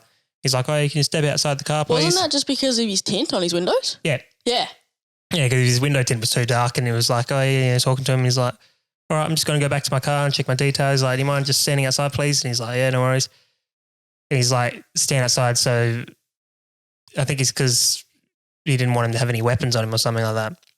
And as he was walking to the back of the truck, the guy was walking on the other side and he had like a assault rifle. Yeah, sort of like hidden behind the car. And as they came around the back of the car, he turned around and like shot the cop like in the face like 10 times. Oh, yeah. The cop was dead straight away. And then shot him while he was on the floor and then drove off. Yeah, he was on the ground and he was still shooting But I was him. like, fucking hell. Like, it was a cartel member. It wasn't just like a member of the public. Yeah, but the cop didn't even know he was a cartel member. He was just pulling the dude over because he had illegal tint. Yeah. Like, can you imagine that? You just pull the dude over because he's got illegal tint. Next minute, assault rifle, fucking dead. I mean, the cops did get, well, I don't think payback is real, but they did get sort of, revenge on him. They sort of avenged him. I wouldn't say revenge. I would say they got some kind of They avenged his death, if that's the way. Yeah, if that's the way you want to look at it. So they ended up chasing the guy down, a massive car chase, and then they ended up shooting him because he got out and started going to shoot out with cops and they all shot him. He shot more cops before he died. Yeah, I know. I don't think that cop died though, but he got shot. He did get shot. Yeah, he got shot. There was a big shootout after the chase. But I mean, that's the sort of shit I'm talking about that they got to put up with over there. But that's an extreme one. But even the ones that just seem normal, there's that one from, I think it might have been Florida or something like that, where that cop knocks on the door. It was a female cop. And this crazy lady like swings the door open. She has like a kitchen knife, just like stabs her straight in the fucking like shoulder or chest or something like that. It was like in between. It was like sort of like at the top of your pec muscle. Yeah. So like luckily it wasn't near the heart. And then she's like running at her with this knife, like trying to stab her. And this cop like pulls out her gun, shoots this woman, and she's still like coming at her. She's obviously on something. Like she's coming at her with this knife still while she's like being shot. And then she's like laying on the floor, but she has like the knife next to her. And, so what they're like, they're screaming at her like, get away from the knife, don't reach for the knife. They can't approach her while she's near the knife. Yeah, because she can pick it up and try to stab him while they go to arrest her or like go to put cuffs on her or whatever. Yeah, and bear in mind, like other cops that have arrived by now would know that other officer got stabbed because she's like fucking piss and blood. Yeah, so what they do is they either bring in like a bunch of cops with a riot shield and they have like a beanbag gun. They approach slowly and they can shoot the beanbag gun at them if they try to reach for something. Or they get the canine unit, which is what they did in this situation. They try to get the canine to drag the body normally. the person away from the weapon. Yeah. So that's what they did. But as they brought the canine in, this lady was like grabbing the dog and like trying to like punch him in the head. Yeah, it was fucked up. And the canine unit like officer, he's like, don't touch my dog, don't touch my dog. And he runs up and just fucking boots her in the face. That was the favourite part. Because she's like punching this dog in the head and you're like, fucking hell, woman. And then this guy just comes out, just boots her straight in the fucking face. That was my favourite part of the video though. That cunt had like size 15 fucking boots on and all you see is his foot just like bang like, and you just see like boom, straight in the fucking face. Yeah, I know. That was honestly my favourite part because I am not a lot of you guys, but as you would know, I'm an animal lover. Oh, so everyone's an animal lover. When I saw her punching that dog, I'm like, this is fucked, kill her. Oh, I know. I don't know. I can't remember how the ending of that was. I don't remember if she survived or not. But man, that shit was fucked up. I know she survived getting kicked in the head somehow. But yeah, I don't know if she like succumbed to her injuries like from being shot. I can't remember. It did tell you, but it was a while ago that we watched that one. Oh well, they haven't really put up many videos for like 2 months. Yeah, what's with that? I don't know. Maybe they've been putting them up and then they just stopped. Because what happens is YouTube being YouTube is they demonetize it because it's violence and goes against their code of conduct or whatever. So whoever's making the videos, I'm sure they don't get paid for anything like that. And it's probably because in America it works different to what it does here. Like when something like an incident happens or someone gets shot or a cop gets shot, the cops they have to put out like a video, like debrief sort of video explaining what happened. And it shows the camera perspective from the cops. It doesn't happen here, but it should. That's what we watch. We watch the debrief videos, basically. Yeah. And they basically just explain what happens, but they don't do that here. Yeah, I don't know. For some reason, they do that in America. I don't know if it counts as copyright as well. That's probably why they don't get monetized on YouTube because they're using videos that the cops made. Yeah, but and uploading those. Isn't it the cops doing it? Probably not. Well, they're debriefing videos put out by the cops. Yeah, I don't know. It's not the cops uploading the videos though to the channel. It's someone else just grabbing them and right. Okay. There's a bunch of different ones from different police departments from different states and stuff. Yeah. That's just the way America works. They're different to us. So. Yeah, I know. We don't have to put out anything. It's not the best, actually. I nearly think we should. Justice system's fucked here, though. Yeah, I know. But yeah, I just think that American cops cop a bit much considering what they deal with. Oh, yeah. You know what I mean? Like, it's pretty fucked up. Yeah. No, I wouldn't want to do that job. No. Although the only body cams we really see here was like that Cleo one from that girl that went missing and then they found her. Oh, you mean you saw the body cam footage of that? Yeah. It's good they found her, but man, that was getting annoying. Like every 2 seconds they were like showing the interview over and over and over again. It's like, we get it. We get it, you found her? Yeah. Yeah, like it was a happy moment, but... They're milking the fuck out of it. Yeah, you kind of beating a dead cow, you know? Is that the saying? I thought it was a dead horse. It's probably a dead horse. Yeah. Doesn't matter if it's dead, it's dead. I guess. Sorry, you know what I meant though. What'd you say? Milking a dead cow? Beating a dead cow. Oh, so what? Why would you milk a dead cow? I don't know. You're all fucked up. It's like those coroners that are like necrophiliacs or whatever. Oh. No, we're not going there. We're not fucking going here. Shout out to Louis C.K.'s new special. I think he goes on about that. Does he? I think so. I don't think I've seen his new special yet. We watched a little bit like those clips, but yeah. But you've seen the whole thing, eh? Yeah. Yeah, but you listen to it at work. Oh yeah. Yeah, exactly. Number one, I haven't been at work. Yeah. And number two, I can't always have my head muffs on at work. Yeah. Head muffs, ear muffs. You fucking knew what I meant. I guess that's the other struggle with our schedule, and that is that you haven't been working consistently either, so yeah, it doesn't help. Just a bit short on funds, you know. Yeah, but that doesn't affect this. Yeah. I know. We've been busy with motocross every fucking weekend. Oh, I know. That's one thing that's happening this year. We're going to tone down the old motocross a bit because it was getting a bit hectic for a while. It's not that we're going to tone it down. We just got to, well, I guess you could call it that. We're just going to attend a few less events. Yeah. But they had too many events on this year, eh? Oh, way too many. Because you had the normal state series and you had the Metro series and then every other open event. The Perth Metro series was... It was basically at the point where we were just doing every single round. We won't be doing the Perth Metro next year. No. If they even have it. They got that Supercross round next year, but we're not doing that either because I think It depends if we have anyone in it because... well, I don't know if we will because the minimum age is 12 and it's 85cc big wheel up. Yeah, I know. So, yeah, we'll see. So if we have someone on the team that's in it. That's the future's problem. Yeah. Current Tika doesn't give a fuck. For now, we got to sort out the new pit shade. Yeah. For now, we got to get a new fucking frame. Yeah. Actually, I should get onto that, now that you mention it. Yeah. Should probably get onto that. I'll crack into it. Yeah, we'll get it going. Only because we don't want to leave shit too fucking late. Yep.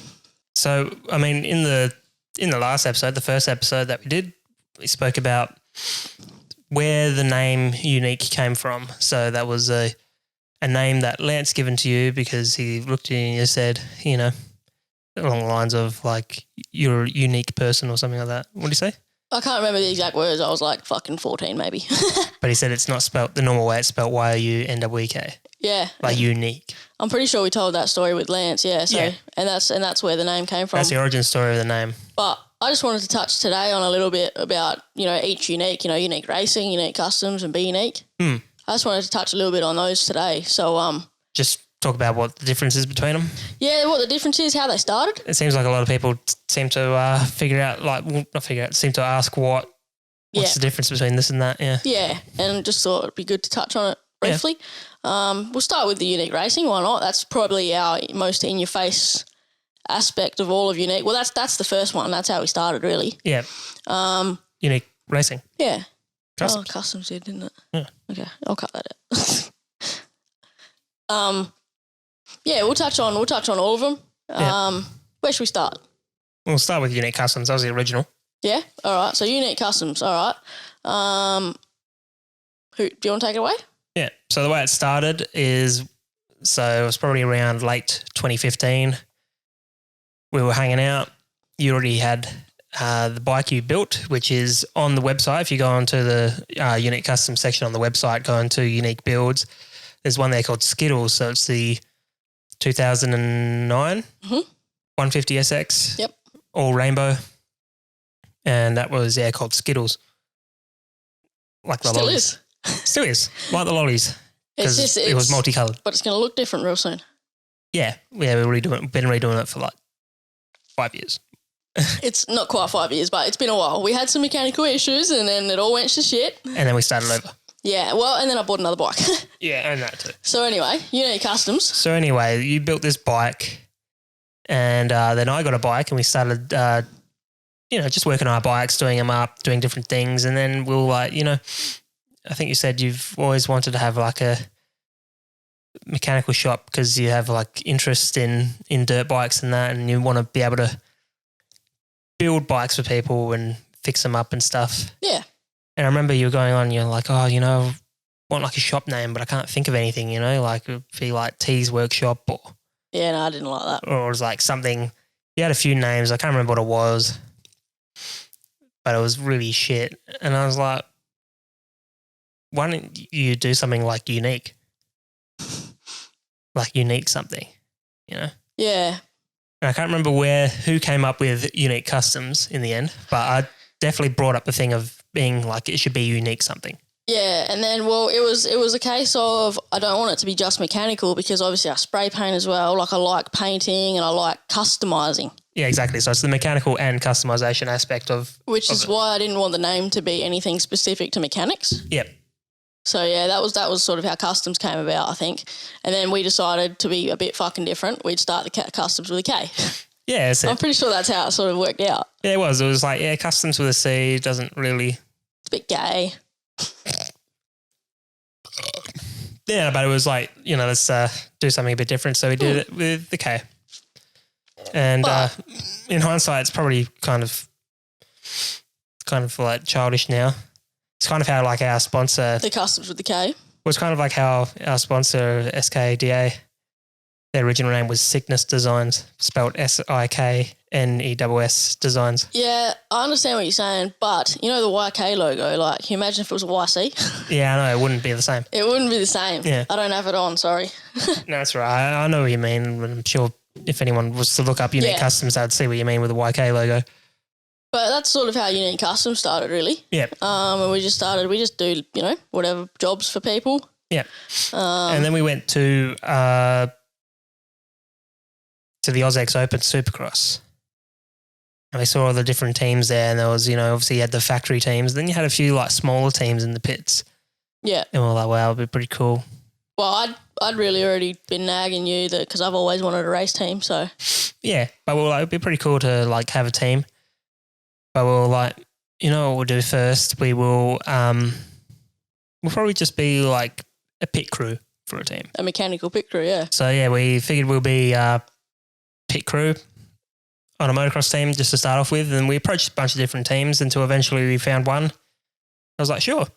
You know, and it was basically just, you know, good exposure at the time, I guess. Yeah, good exposure for customs at the time, just trying to get the name out there. I don't even think we had an Instagram page. So the first round that we did, I believe, was either at Chidlow or at Coastals. I think it was Chidlow, and I think I created a page like then and there. I think the first page was made at the next round that was at Coastals, which I think was the last state round of 2016. Maybe 16, 17, 16. I No, don't know. last round of 2017 Yeah, was a Coastal state round. yeah. And all the kids were on Instagram and we were like, what's this? Well, I had Instagram already, but we were sort of like, you know, they're like, oh, you could do a business page. Yeah. So I think that day you set up the customs. Yeah, I think I set it up then and there. The customs Instagram page. And so we were with that team. Not very long. Not very long, those few rounds. Mm. And then it got to a point where it was like the manager of that team was like, hey, look, I'm going to be focusing more on like the other aspects of my business, you know, like Whatever it might be. media and stuff like that, whatever it was.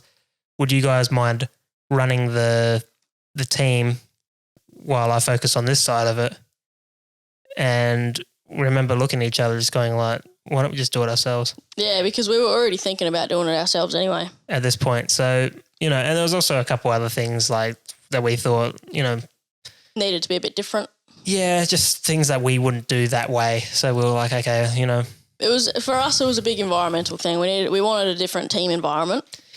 Yeah, the you mean like just the pit vibe? Yeah, we wanted a different vibe. We wanted a different, you know, environment. Yeah. We want to set a different sort of I'm trying to think of the word. culture. I was going to say tone. Same thing. Yeah, but a different culture in the pits, Yeah. you know, like it's always about being supportive of each other and of your competitors, and also just keeping it like happy, not overly professional. I was about to say have fun. Yeah. Have fun. It's not like about being like, you know, I'm a professional.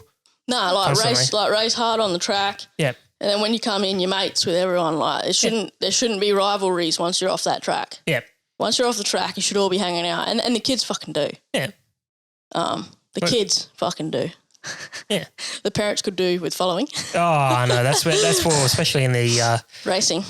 this year with most of the, it's crazy. Everyone knows it, but the 50cc's, that class, the parents, there's no competition between the kids. They're just out, you know, having a ride. Maybe some kids have a There's bit some of competition. competition, but fuck, there's more competition with the parents. Oh, Jesus. It's about my kid's better than yours. Settle down, mate. But it's any sport, like footy and that, like.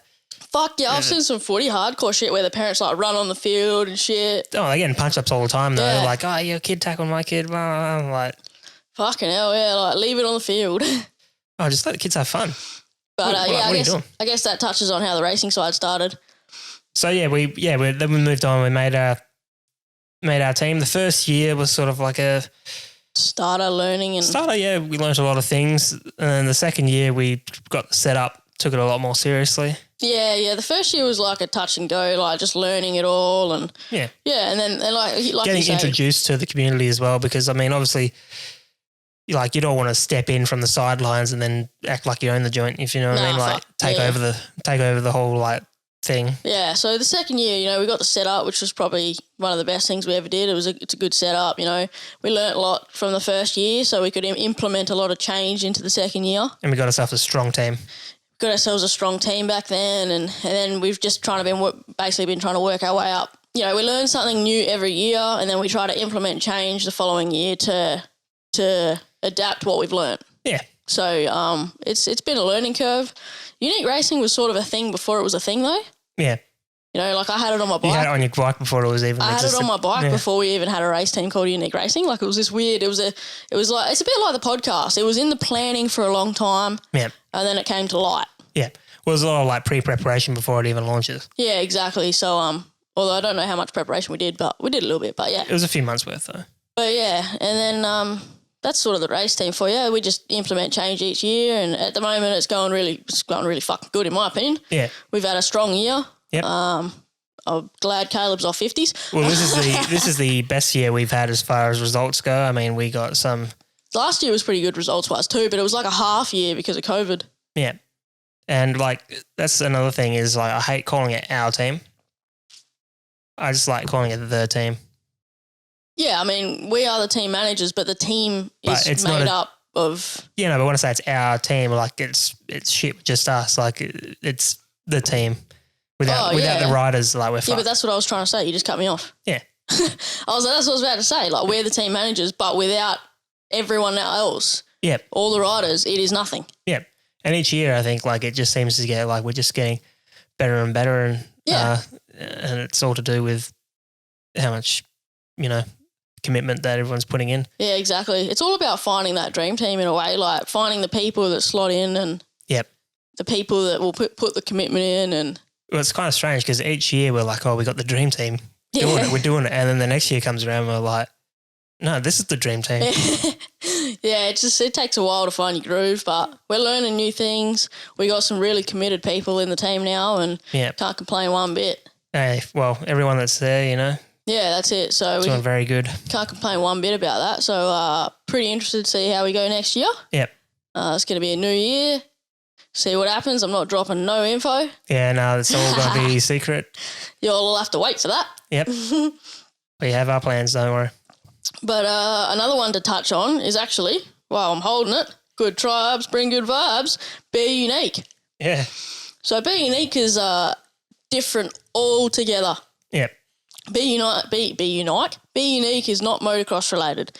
No. It is all action sports and adrenaline junkie. Yeah. So really, like it's nearly like, because you were calling me an adrenaline junkie earlier. Not even just sports as well. It's just like activity based. So even like camping and getting out and living. It's living based. Forward driving. Yeah, that's it. It's living based. It's about getting out, getting off the fucking couch. I know we're on the couch right now, but that's only for a couple of hours. Yeah. Like, it's about getting off the couch, getting off the fucking video games, because the world is so much about like devices now. Oh, geez, even with the metaverse thing that's coming out. That's what I mean. So it's like... What a stupid idea. It's just about getting out and getting into Mother Nature, whatever the fuck it might be, whether it's jumping from an aeroplane like you should with me. Fuck off. Or fishing off a boat. Or diving with the sharks. It's just making fun of what's out there, like... Yeah, or it could be doing stupid tricks on a motorbike like Ricky. But just away from screens. Yeah, just away from screens. So it's a huge group of people that just like living, really. Yeah. And it's... And the athletes that are part of it are real athletes. Yeah, exactly. That's it. Yeah, well, that's actually what I was about to say. We never really mentioned much, but basically with every part of our Youneek business, or whatever you want to fucking call it. Different sponsorships for different levels, Different sponsorships for different parts of Youneek. So obviously Youneek Racing is the race team sponsors. Yep. Youneek Customs, we sponsor people by giving them discounts on mechanical work and things. And then you got Be Youneek. And also race day support and that. Oh, yeah. And also Youneek Racing, like the people that we sponsor on the team. Yeah. They're obviously the cream of the crop there. I mean, as far as motocross sponsorships go from us, it's they obviously get the best deal. They get to be under the tent and that's all that it. sort of stuff. But I mean, the customs get a really good deal too. Yeah, exactly. But then, like, obviously with the Be Youneek, it's more about being an adrenaline action sports athlete style. Yeah. I can't say we'd have any lifestyle athletes at the moment. Not as much. They're more adrenaline junkie style because we've got the freestyle skis. Yeah. The free rider crew. Mm-hmm. BMX in Latvia. Yeah. In fact, scooter. Got old, Victor. Yeah, the scooter. We got scooters. Yeah. He's Nate Higgs. He's a beast. Yeah, he's cool. What else have we actually got? We got surfer. Motocross. We got surfer. Got motocross as well. Yeah. It's kind of freestyle. It's freestyle, yeah. Yeah, because Indy's freestyle, right? Nah, a bit of both. Free ride race. Yeah. Yeah, and we got surfing. Obviously, we got young Travis who's killing it. Oh, he's doing freaking awesome. I know, I love it when he puts out the new videos. Some of them are old recorded because at the moment there's fuck all waves going. Yeah. We're not in the right time. But even just the progression too. Oh, just to watch. For such a young kid too. Yeah, I know. But even like we don't actually have jiu-jitsu athletes or anything, but even like young Lucas, the progression on him at jiu-jitsu. Yeah. You know what I mean? Like, it's always good to watch the future progress. Yeah. That's the thing. Like, all of our unique shit at the end of the day is more about, like, the younger people making progression. You know what I mean? Coming up, yeah. You know what I mean? But also, like, getting him out there too, you know, sort of inviting him to the world. There's a few people that sort of slip under the radar, and then sort of when you bring them into the light, they sort of shine. Then they shine, yeah. Yeah. Yeah, that's very true. We've had that throughout. And even though, like, okay, surely we're not, you know, doing it on like a national, international level, but just bringing them into the limelight just a little bit, just enough for them to sort of break through. Well, it's enough to get people talking, and then those people talk to people, and then those people talk to people. Yeah, exactly. Once you get it slightly out there, then these people do the rest for you with Chinese whispers. Yeah, that's it. It works really good because, I mean, a lot of the guys that have come up, I mean, I feel like young Rushy is definitely one of them that slipped under the radar for the longest time. Yeah, he did, eh? He come on the team and now he's killing it at the desert racing and that sort of stuff. Yeah, he's smashing it. But yeah, it's just that's sort of what we're about. But although he's no longer part of the team, he's still slaying it. Oh, yeah. Oh, yeah. He's got that natural skill. Yeah. Like a lot of people. Yeah. Like, you know what I mean? Like, a lot of action sports athletes tend to have a bit of a natural ability on certain things. Yep. So, yeah, that's a little bit about Youneek anyway. Like, so, yeah, Be Youneek is just about living it up. Yep, and, yeah, the videos and that. Yeah. That's why the channel's got Be Youneek, because it's all about lifestyle. It's not really just motocross, even though most of the videos seem to be like motorbike related. Just because we've had a busy motorbike year. But also, I mean, we can't really get out. Like, again, like you were saying about how you can't go over east to go visit people. It would be nice to be able to, say, go over east and see Indy Hooper or something, or any sort of freestyle guys. The dream is like we will have a Be Youneek get together and that, but we can't when we can't travel. Nah, but also be good, to get down and see Travis hit some waves, or Mott's hit some. We'll definitely get to those two because we got some local stuff that they hit, so we'll definitely get to those two at least. Yeah. So the fact that we're going to tone down motocross a little bit next year gives us a bit more time to do that. It's going to give us the time to give more time to our other supporters. Yep. Like Travis, like young Travis. We can go and watch him compete. Yeah. There's a couple local comps at Trig Beach. Yep. What are you looking at? I'm just looking at your shirt. Oh, yeah, there's a couple local events at Trig Beach and things like that. Mm. So there's heaps we can go to, and I've tried to go to them this year, but we have had so much fucking motocross on. Mm. Like, I love the moto family, but fuck. Yeah, I know. It's not the fact of seeing them. It was more just, I think we were just tired. A lot of people were tired after the year. Yeah. Just such a busy year. Yeah. You're right. But yeah, looking forward to next year and hopefully getting into it a bit more with a few different other aspects. Yep. But yeah, that's just a bit about Youneek, really. Yeah. I mean, and it's just more to come. I mean, fucking oath. We're taking our time with it. We're not in any sort of rush to sort of take over the world, but. Nah, not at all. What's the rush? Yeah, exactly. Well, I don't know, like, we have a lot of things we spread our time out with. Yeah. You can't just put it all into one thing. Well, between teaching jiu-jitsu and just getting, going to the gym, or even just spending time together, like just outside of everything. Yeah, which doesn't happen. Yeah, I know. That's another reason why I've toned down motocross, just to help our like general relationship. Like, get out more and go on more dates and shit. Something like that, yeah. Yeah. And I mean, I guess like a lot of our time goes into like you putting makeup on every day and fucking oath. Picking which pair of high heels you want to wear and that sort of shit. What do you reckon, guys? How's the makeup fucking looking? Men? You don't need it. Honestly, like I think you look like a fucking freak if you had it on. Like you already look like a clown. I couldn't imagine you with makeup. I'd be like a clown with makeup on. Yeah, no, I don't. Some of it looks too unnatural. Like I don't do that shit. Oh man, I remember like even in high school there was a bunch of girls that like put on so much fucking makeup that you could see like how much layers were on you. Like this just looks like shit. Yeah, no, I'm G. I don't do makeup. I don't do heels. Got me fucking race flag Vans, boy. I think that's something I really like about you is that you're not fake.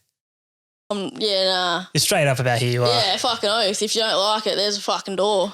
No, but I mean, like, you're straight up who you are. You're not trying to, like, cover up something. No, but that's how I am with everyone. Like, if you don't like it, there's a door. Like, No, but even, like, you're not like, I got to have my makeup on and you can't see me without my makeup on.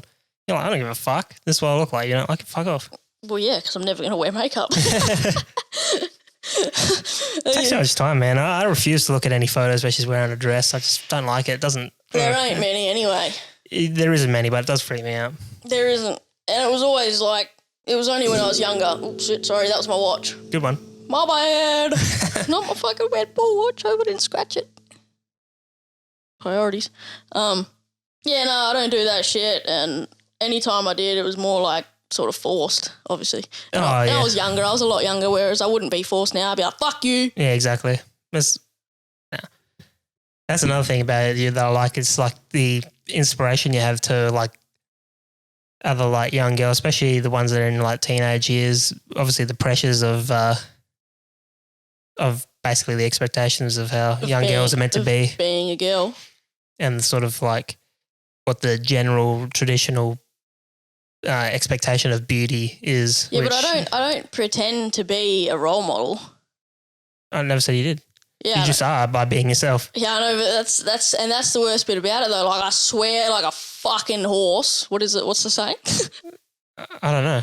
Trooper. No, like a swear like a trooper. Salesman. What? Trooper, I think. Is it trooper? Swear like a trooper. Swear like a trooper. Swear like a sailor, isn't that a thing as well? No, fucking look. I fucking swear a lot. Can we just fucking put it down to that? Like fuck the saying. I swear a lot, cunt. Yeah. Like so, I don't even mean to be like, but I can't feel bad about the fact that I swear and shit because it's just who I am. Like I don't care. Like that's also part of your job. Yeah, like your industry, there's a culture of like everyone's just like fucking. Unless you go to Qantas, in which case you lose your fucking job. I'm not talking about that. You're like Pac-Man. They're like fucking. Yeah.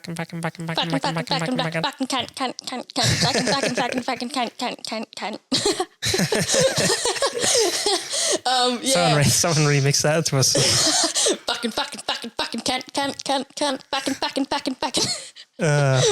Anyway, sorry. My point was, I try not to I'm not trying to be sort of a role model, but I think you were right. Like, there's a few people now that I've sort of had, especially like young girls, and they're not even teenagers. Some a bit younger. Yeah. And they sort of like to come and hang out a bit, and that's cool. You know, it's not the first time I've had it. I've had it at jiu-jitsu as well. But also, I think your sort of extrovert personality, sort of like people that are like really quiet and reserved, feel like me. When they're around you, I think they feel like they are more comfortable to sort of be themselves around other people as well. Yeah. Why? Because I'm just totally fucking out there, so they can just... Yeah. Because they're like, this person's going to get way more attention, so I can chill here. Yeah. This person's loud as fuck. They're not going to notice I'm quiet. I don't really know how it is. I mean, I don't know how it works. If you knew, you'd be able to channel into it, but we don't. It just does. But it just makes you feel like safer, like you can be more you. Yeah, I don't know. You have this effect. Yeah, I don't know. I do know that young Beans on our race team looks up to me a lot at the moment because her mum told me. You can see it though. I guess you can. She wears the same sunnies as you. Hey, that was a birthday present. They were fucking mine, dog. They were a custom pair of Oakleys that I got. But also she pokes her tongues out with her photos now, just like you do. I'm not going to lie. The last trip to Jero was like, that was when her mum said it to me as well. But that's also when I realised that, holy fuck, this kid looks up to me heaps. Well, because they did she was telling us they did a thing in school where I was like, you know, like a show and tell, but I was like. No, it was a dress up. Was it a dress up? Yeah, dress up as your favourite person or... Oh, okay. I thought it was like a show and tell or like, you know, tell a story about someone who's like an inspiration to you or whatever. I think it was a dress up to who is... How does she dress up as you? Because she's got what Joe calls the Tika shorts. Oh, okay. What are they? The bone shorts I always have. I haven't even got on one today, the one fucking day. But I have them on all... You all would have seen it if you've seen us at motocross. Yeah. I have them on all the fucking time. And they're starting to get holes, so I got some new ones. They're starting to turn white. What are you talking about? Yeah, I know. They're fucking pretty much white. I'll have some new ones. Because they were like tan or beige colours. Now they're sort of faded. Yeah. So, she has like, that's how she was going to dress up, like Tika shorts. Gosh. And shit like that. She was going to dress up as me. Yeah. I can't remember if she was going to do colours in her hair or what she was going to do. Oh, that'd be hilarious. But yeah, it ended up not happening for some reason. I can't remember why, but they were pretty disappointed, I remember. Yeah. But yeah, no, we got this sick photo actually. You won't be able to see it here. I can put it up on the screen. Nah, how about we just post it on the What the Fugg page? Sure. There is a photo, and we'll quote this fucking this number, which is only episode 2. Yeah. I'll put it up for you, and it's fucking hilarious. It's from 2 weeks ago when we were in Jarrow. We stayed with them. Yeah. But we were at the motocross track, and she had her like bright yellow gear on, her Youneek racing gear, and her sunnies, which are the same as mine. Mine are just the big version. They were my custom ones that I sent to her mum to give her to her for her birthday. Yeah. And there's a photo, and we're pulling. We've both got the same fucking sunnies on, different colour, but same sunnies, pulling the exact same fucking pose. I just thought that was fucking hilarious when I went back and looked at the photos. And then I went through and I looked at photos from the weekend, from that same weekend, and I realised she does the same thing as me in all the photos. Yeah, sticks the tongue out and goes, Yeah, sticks tongue out every photo, and I was like, that's me. Yeah. It's like a little me. Yeah. It's like That's a what I mini mean. me. It's crazy how people just, look up to you. Yeah, well, might not always be a good thing. Yeah. See, I have a different connection with people is that when they come in upset about a race or, Yeah. I don't know, I just have a way of talking to people in a way that's sort of calming. I normally just pick a fight with Caleb if he comes in shitty. Yeah, well, yeah, Caleb's he's a special one in that sense that, He's a hothead. yeah, but he doesn't listen to anyone. Nah, he doesn't like... And it works for him. You can't... He doesn't like teaching that much because he's sort of like, it's like, don't tell me what to do. Yeah, you can't tell him what to do. You've got to have a conversation with him. Or in my case, you've got to fight him. Got to get him angry. I just got to fight him, and then I'll just give him a few tips. Like we have our routine, you know, because me and Caleb have been sort of doing our thing on the line for long enough now. So even when he comes in shitty from a race, I usually just pick a fight with him. You know how Craig drinks? Yeah, out the side. Shout out to Craig. So yeah, you're more of the talker, like when they come in upset, but Caleb's more of a hothead and he comes in more aggro than anything. So we normally have a bit of a fucking rustle up. Yeah. Fucking good to go. Yeah, you guys do it all the time. Yeah, I know. Or our sped fight. Yeah. You're totally legit, martial arts. Yeah, that's my black belt jits there, boy. This is how you fight, Caleb. Oh, fucking hell. How long? What time is it? It's been 2 hours. It's been 2 hours. Fucking hell. Do you want to call in a minute or do you have anything else you want to dabble in? Yeah, I got a little bit. Kind of a bit around motocross and stuff still. Is that all right? Yeah, it's fun. And a bit outside of motocross. Okay. But yeah, that's me and Caleb for you. Yeah. Actually, recently though, I've been trying to make sure I get on the line with Young Beans as well. I always like to help everyone out, and so like with the customs people, I'm always helping them out. So we just had the Arena Cross Open, we had Jordan and all that there. Yeah. So that was good. Young Connor as well. Young Connor, yeah, that was a good night. I think even Rocky was there. Rocky, yeah. Yeah, Rocky was there. He's just started 65s. Yeah. So that'll be cool next year if he gets a little bit more race time. He's actually doing pretty well. I mean, considering there's the added aspect of jumping from 50 to 65, you got the clutch, you got the gears. Yeah, it's a big change, isn't it? It's a pretty big jump, but it's crazy. Like kids are just sponges and they just pick up things. I think it's crazy to think that Caleb started the year on a 50 and now he's on 85. Yeah. Jinx. Yeah. That was fucking slow of me, eh? He does well. Yeah, nah. So but also he's growing so quick. Like he's gonna be bigger than me next year. He was probably up to like your hip when he's like at the start of the year, and now he's probably up to like your shoulder in height. Yeah, I know. He's freaking growing quick. Yeah, I know, but I'll still fight him. I don't give a fuck. I was saying to you the other day, like, just look at, like, just the general size of his head as well. Like, he's got a big head because he's got a big helmet. Kids in general, though. Because, like, isn't his helmet a size, was it large? Large in adults? Yeah. His helmet doesn't even fit me, for fuck's sake. Yeah, I know, it's crazy. Because I think you were talking to him and I was looking at, like, how big his like head is compared to your head, and I was like, man, the rest of his body's got to grow around his head. Basically, it's like there's no way his head could get any bigger. I reckon he'll be the same size as Luca in another month. Height wise, yeah. Yeah, I mean, and Luca's not small, isn't he? Oh, I guess for his age, yeah. No, he's fairly tall. He's not small. For a boy, because normally boys, they sort of shoot up like mid-teens, but Yeah. because I was always tiny as a kid Actually, until I got to like 16 years. Just to touch on Luca for a second, like that kid came a mile this year, eh? Yeah, it was crazy Leaps because and bounds. I think in the off season, in the preseason rather, at the start of the year, he had a bit of an off, and I think he ended up breaking his toe or something like that. He had a big crash, or no, it was concussion or something. He did have a concussion, yeah. Big crash, concussion, and like what that sort of stuff does. Just breaks your confidence. Yeah, just to your confidence. You're just afraid that every corner you go around, every jump you up, you're like, I don't want it to happen again. I don't want it to happen again. And Yeah. you're getting that thing, so you start being extra cautious. And I think for the first couple rounds of the season, like trying to get back into it, I think maybe that might have been what was going on in his head, and the help of coaching and stuff like that he's been getting this year. I mean, it's been definitely very beneficial to him. Yeah, he's and by the end of the year, finishing strong. He's finished strong, top threes, even top twos in races. He actually got his didn't he get a race win? Yeah, at Wanneroo. Yeah, that was very good. Home track, so that's even better for him. He was stoked. Yeah, that was sick. We got photos of him with people all around him after the win and that. Nah, it was good. And that little video, yeah, that was exciting. So yeah, he's come leaps and bounds. Yeah. But yeah, no, I just wanted to drop that in there because he's had a sick year. So we'll see what next year brings. Yeah, for sure. So again, not telling you guys shit. Yep. That's it. Got to keep your guessing at some point, That's it. Can't give you all the answers. Yep. And again, for the people that are on the team, I mean, some people make the team members reapply every year. We have a sort of different way of doing it, whereas we don't have people apply to us to be on the team. It's more of like we scout people. No, we do. And offer. Yeah, people will apply, but we'll still scout. And at the end of the day, it's up to... It's a mixture of the two. Yeah. People apply and then we scout. And well, people don't normally apply. Sometimes there's even like, hey, how do you get on the team? Some people do that, but some people, not quite true what you said. Some people actually go on the website and simply read and they send their application to our racing emails. Yeah.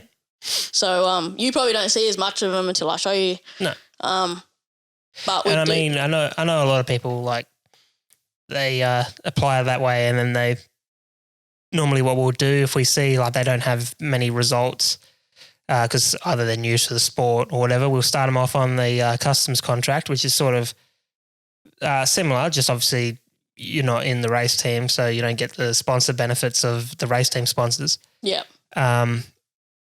But people like Caleb transition from the customs into the race team exactly. once they start. So do Beans.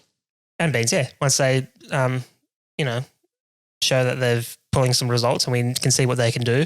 And that they're putting the time and the effort in. Oh, exactly. Yeah, once they prove that, they're going to put the effort in and that, that's provided we have the space on the team, then that's when we look to step them up. Well, we're showing that they're passionate about it too, not just like a casual rider, just not out for... That's it.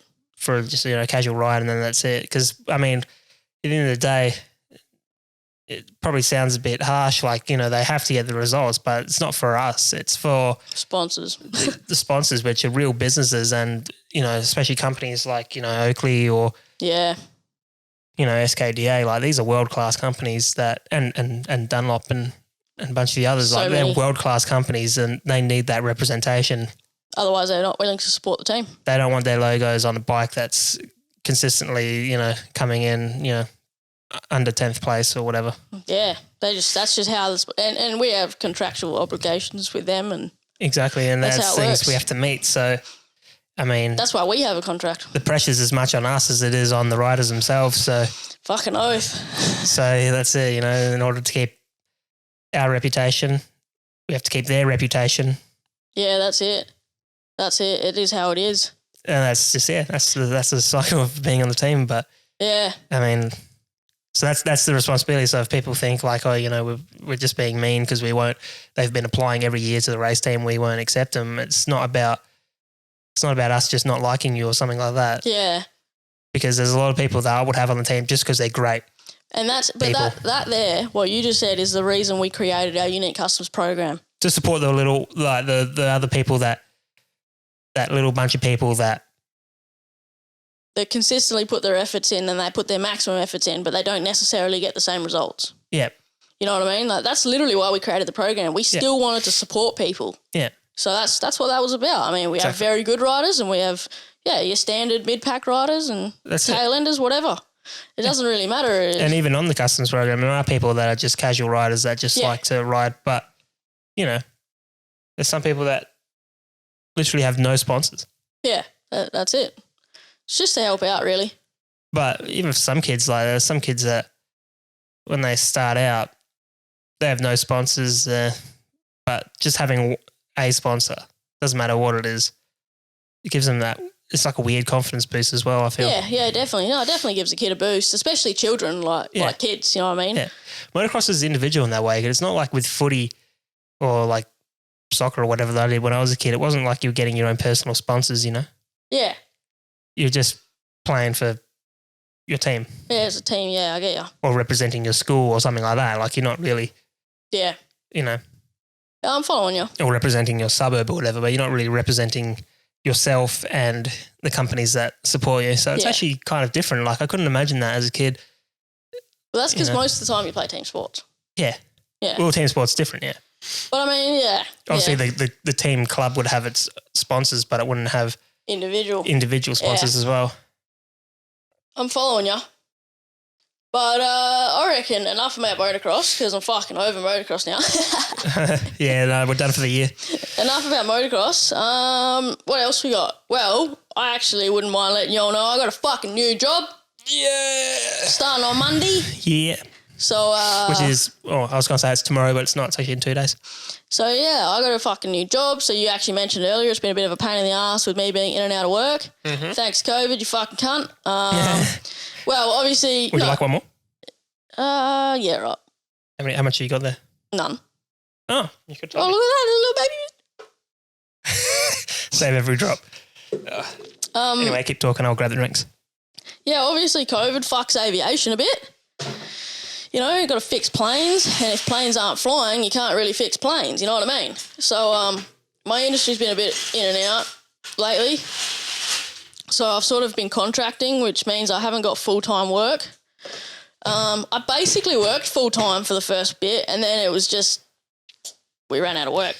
I'm back. We ran out of fucking work, but I've actually finally got myself a full-time job again.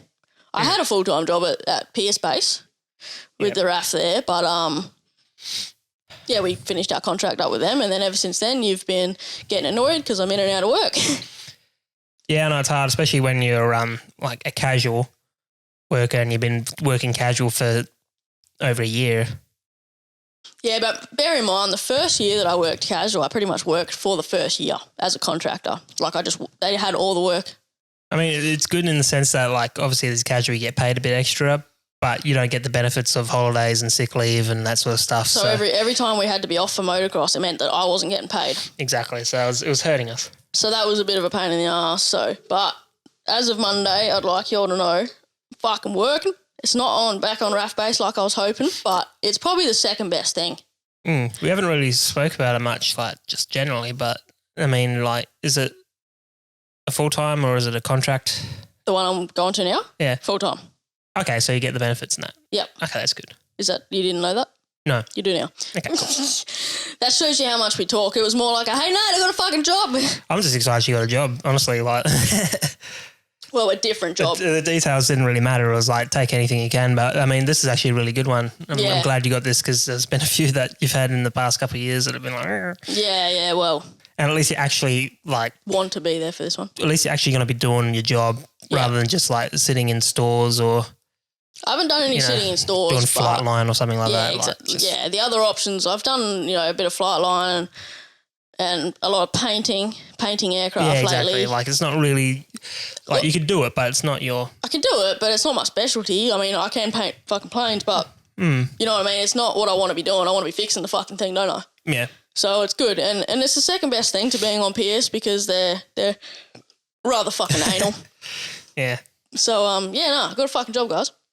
Yeah, no, that's sick. So it should be pretty sick for next year's motocross, a bit more money. Maybe we can do a few more things. Yeah, well, we've got to replace the tent, so that's definitely a fucking benefit. Good point. And, yeah, it's Luckily though, the topper, the canvas bit on top was able to be saved. Oh, yeah, I'm pretty sure it's all right. I think we haven't really inspected it. We don't know if it has any holes in it, but if it does, I mean, I guess we could just patch it up with a. Yeah, to be honest, we haven't even looked at it because it was the last round of motocross last weekend when it happened, and we haven't touched the shit since. The broken frame is still sitting at home. Like, it's sitting at home wrapped up with tie downs. yeah, because you couldn't even get it closed because it was that mangled. Well, we got it closed though, but we had to tie down it. Yeah, it was but all like you'd bent. close it, but it was like an accordion, it would just spring back out again or whatever. So you had to like close it up and then wrap a tie down like a what's called a ratchet strap. Yeah. Ratchet it like tight. And we just dumped it on the floor and it's just been sitting there since, but it's like, nah, we don't want to touch it. We're done. Yeah, so it's just sitting there. Fuck it. I did the same thing. Did you just do the same thing? Yeah. Fucking hell. But yeah, starting a new job. Yep. See how that fucking goes. That's exciting. It's pretty sick too because it's on the flying doctor's aircraft. Yep. Which means, I know that it's helping people because, we're keeping those planes in the air so that it can rescue people in life-threatening situations. Yeah, for sure. So who knows, people in motocross might fucking need it. Yeah. Well, I don't know. They normally bring the helicopter in rather than an RFDS, but I know what you mean.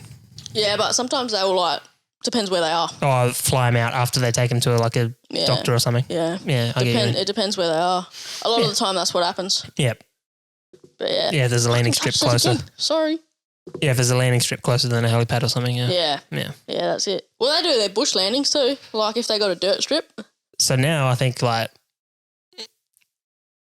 between now and next year, like the season starting, we're going to do a bit more Lano trips. Apparently someone died out there That happens all the time. the other week. 26-year-old. Yeah, but just ignore illness shit. Well, that's what I saw it on and I was like, why didn't we hear about it? Someone sent it to me. But yeah, apparently that guy died.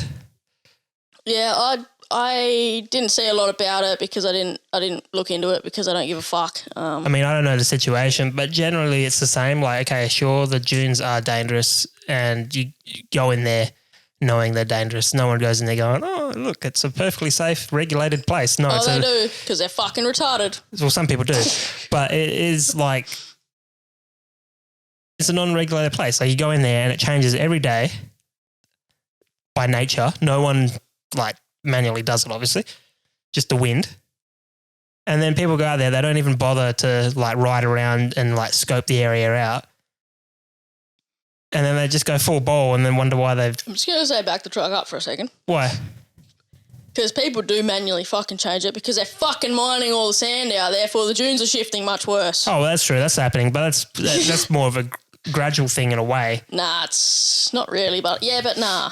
It's not like it's changing throughout the day, if it makes sense. Yeah, it does. It is. The dunes are, but it's just by the wind blowing into the hole that they dug out. That's what I'm trying to say. They have shifted the way the dunes change themselves now. But that's different though. Yeah, okay. You know what I mean. It is, but I do know what you mean. But the thing is also people will scope out an area, they'll be riding there for a bit, they'll go somewhere else, then they'll come back expecting that area to be exactly the same, but it could have changed slightly. Yeah, I don't know. It's just most of the time it's just people being stupid. I don't know what it is either, but again, I did see a thing, someone did say that because of that sand mining, and we've witnessed this, a lot of the sand has blown back into the hole that they've dug out and there's a lot of exposed limestone, which is basically just the bedrock version of... There's also a lack of dunes. So on the bottom of the dunes, there's just limestone. Yeah, it's shit. So that's a problem, especially if you go off a drop-off. And I mean, people always go, oh, you ride in the dunes when you crash. You can't be that bad because you're landing in soft sand. It's no, because the difference is something like gravel or something hard, like a road or rocks or gravel or something like that. At least you can skid and bounce and you're slowing down gradually. It might hurt a lot. You might get scratched and, because it's hard, you might break something on impact. But the difference is with sand, if you're going really fast, you fall off, you just, boom, dead stop.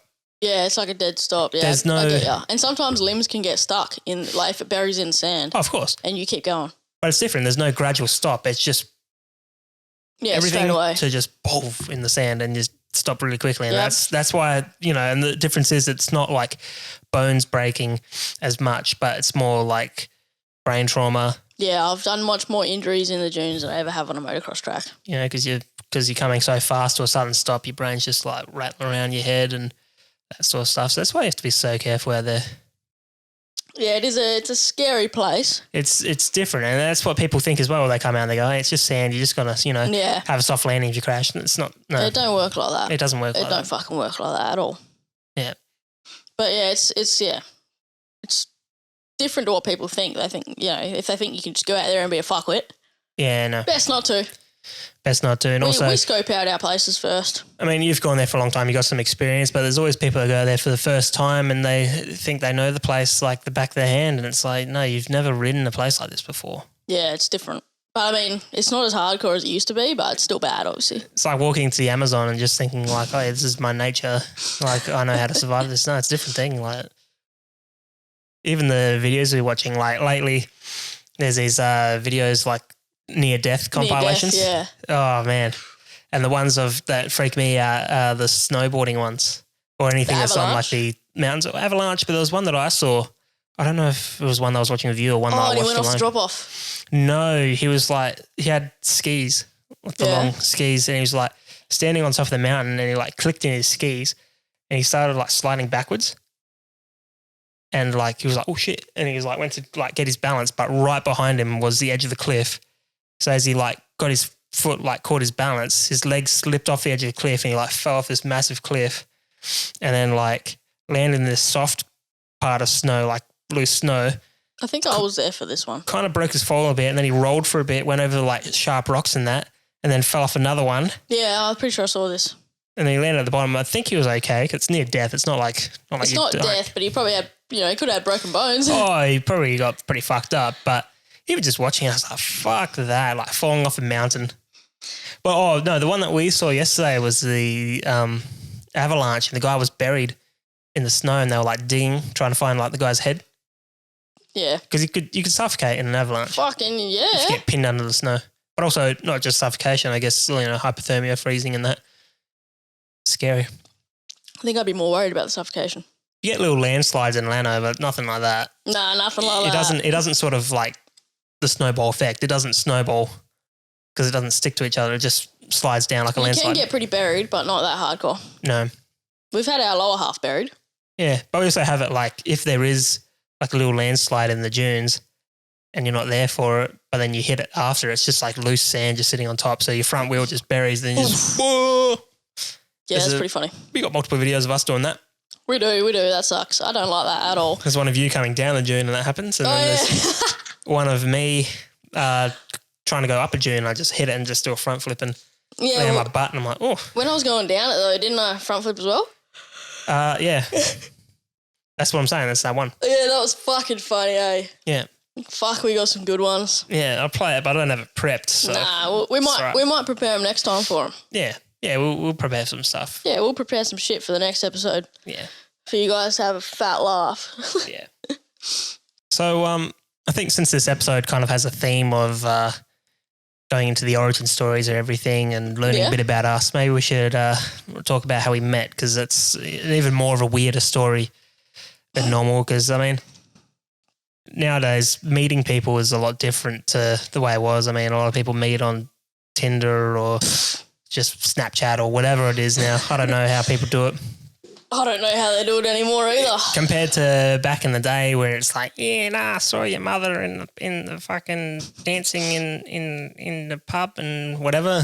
Yeah, I get it. I was like, that's the most beautiful woman I've ever seen. I'm going to go ask her to marry me. Okay, I'm bored. Can we continue? No, but I'm saying, like, that's how it was back in the day. But no, the way we met. Okay, so we kind of have like a mutual friend. So probably one of your best friends growing up. Yeah, I went to I think from pre-primary onwards we were same classes and stuff. So shout out to Justin. Yeah, shout out to Justin. Yeah, we were tight for a long time there. Yeah.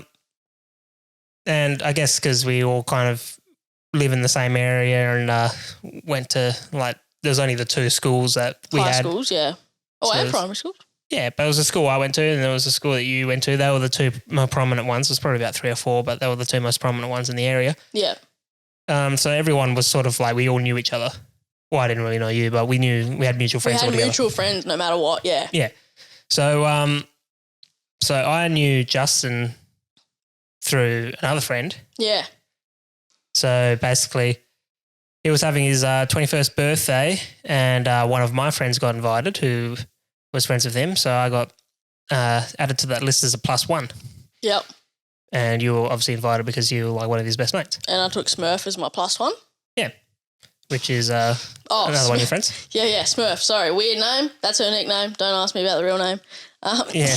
Her real name's Joe. Yeah, her real name's Joe, yeah. So I took Smurf as my +1 just for shits and gigs because me and Smurf, you hang out all the time and that back in the day. So this party was his 21st birthday, and it was a different one. So it was 21-zy. He had a theme. Yeah. So it was a bit of a different one. It was a 21-zy party. Yeah, 21-zy, that's right. So basically everyone just rocks up. Yeah, dressed up as a onesie, didn't we? Dressed in a onesie. So I believe you had your tiger.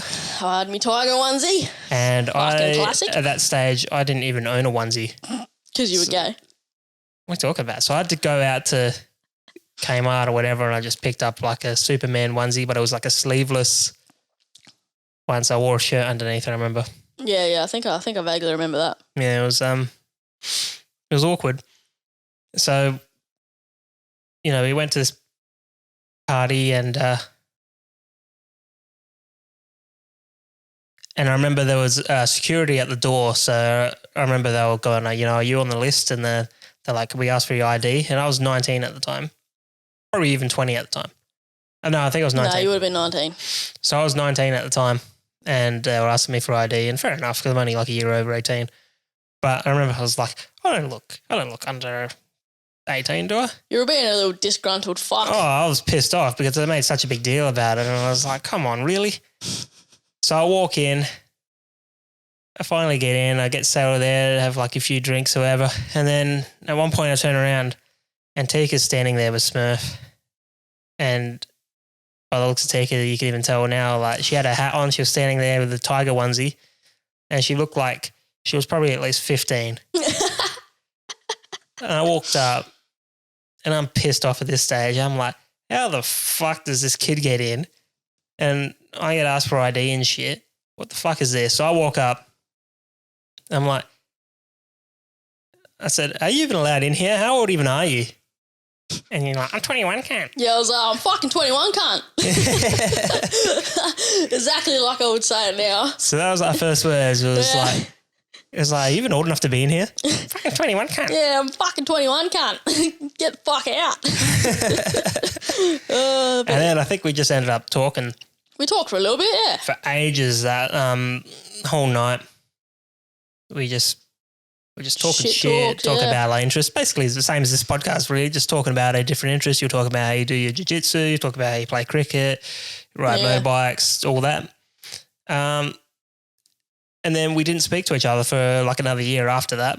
And then there was one time where I went to the hairdressers. Yeah, we kind of crossed paths, I guess you'd say. Yeah, well, because we live in the same area, we share the same hairdresser. So there's one time I walked in, and so the way the hairdresser is, you have like, it's obviously like a rectangle studio, but you have like a set of chairs and the mirror on one side, and then it's like mirrored on the other side. So you have a set of chairs and a mirror on the opposite wall. Yeah. So I was sitting on the opposite wall to what you were, and I was looking in the mirror and I saw your hair, and I was like, I know this person. This is when you had long hair at the time. Well, not long hair. I had my surfer hair. Sort of like surfer hair, blonde, like shoulder length almost. Probably a bit shorter. Nah, it's shorter than shoulder. It never got that long, except my mullet. It was almost like hat hair. Except my mullet. My mullet got that long. It was pretty bad. But I seen it, I was like, I know that person. So I messaged you on Facebook, and like, admittedly, this is a bit creepy, but I was just like, did a Facebook message and put turn around. Yeah. It's pretty fucking And creepy. I remember looking in the mirror, and like I see, like, you're like, my phone just went. And you pick it up, you look at it, and you're with your mum at the time, and you're like, what the fuck? Like, just mouth those words to yourself, and then you like showed your mum, and you turn around, and you're like, what the fuck? Yeah. And I was like, hi. And you were like, Hi. And then I was probably with my mum because she used to go, well, she goes to the same hairdresser. Yeah. So like we would always book our appointments semi-close together to get it out of the way. yeah, then that was the only interaction we had there. We didn't really speak then. We were just like, hi, how you going? Cool. Yeah, but we talked in messages after that, I think. I think we might have.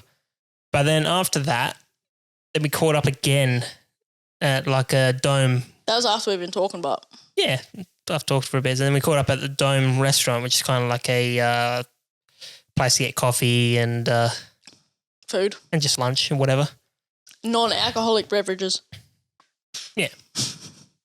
So we caught up there, spoke for a bit, and then Met was up like, with some people. well, no, I think I come and saw you teaching jiu-jitsu. So there was, I think we spoke for a bit and you're like, oh, you know, I teach jiu-jitsu down the road. You should come down, like just have a look, check it out. Yeah. I was like, yeah, that sounds interesting. So I came down on I think at the time it was a Monday night and a Wednesday night. Yeah, we've changed now. And a few of those. So then afterwards, after you'd finished teaching your class or whatever, we'd go out and we'd get Nando's or something. Yeah, because even after jits, like normally we used to go out and get meals after. So yeah. And I never used to ride a bike at this time. So like motorbike, I had a motorbike as a kid, like a Thumbster or whatever, nothing like a little pit bike, nothing real, no motocross bike. But, you know, you were talking to me about motocross and, well, not as much motocross, but you talk about riding dirt bikes and stuff. And I was like, that sounds interesting. I would like to get like a real bike one time. And then eventually I think there was something along the lines of you were like, hey, you should come over one time. We'll, I'll show you my bike and we'll work on some stuff. And then I think Probably needed to work on it. Well, I don't think we did. I think I went out to the dunes just to watch you ride. Yeah, you did. You came out and just watched us ride, me and Jai and stuff. You and Jai and a bunch of his mates. Bunch of the lads, yeah. And that's when your bike blew up that day. The one of many. At the very back of the dunes. So I remember waiting there and I was just sitting at the car and you went out the back of the dunes somewhere. I'm like, well, this is fun. Sitting there doing nothing. I was like sitting there waiting because like I couldn't hear you because you're that far away. Yeah.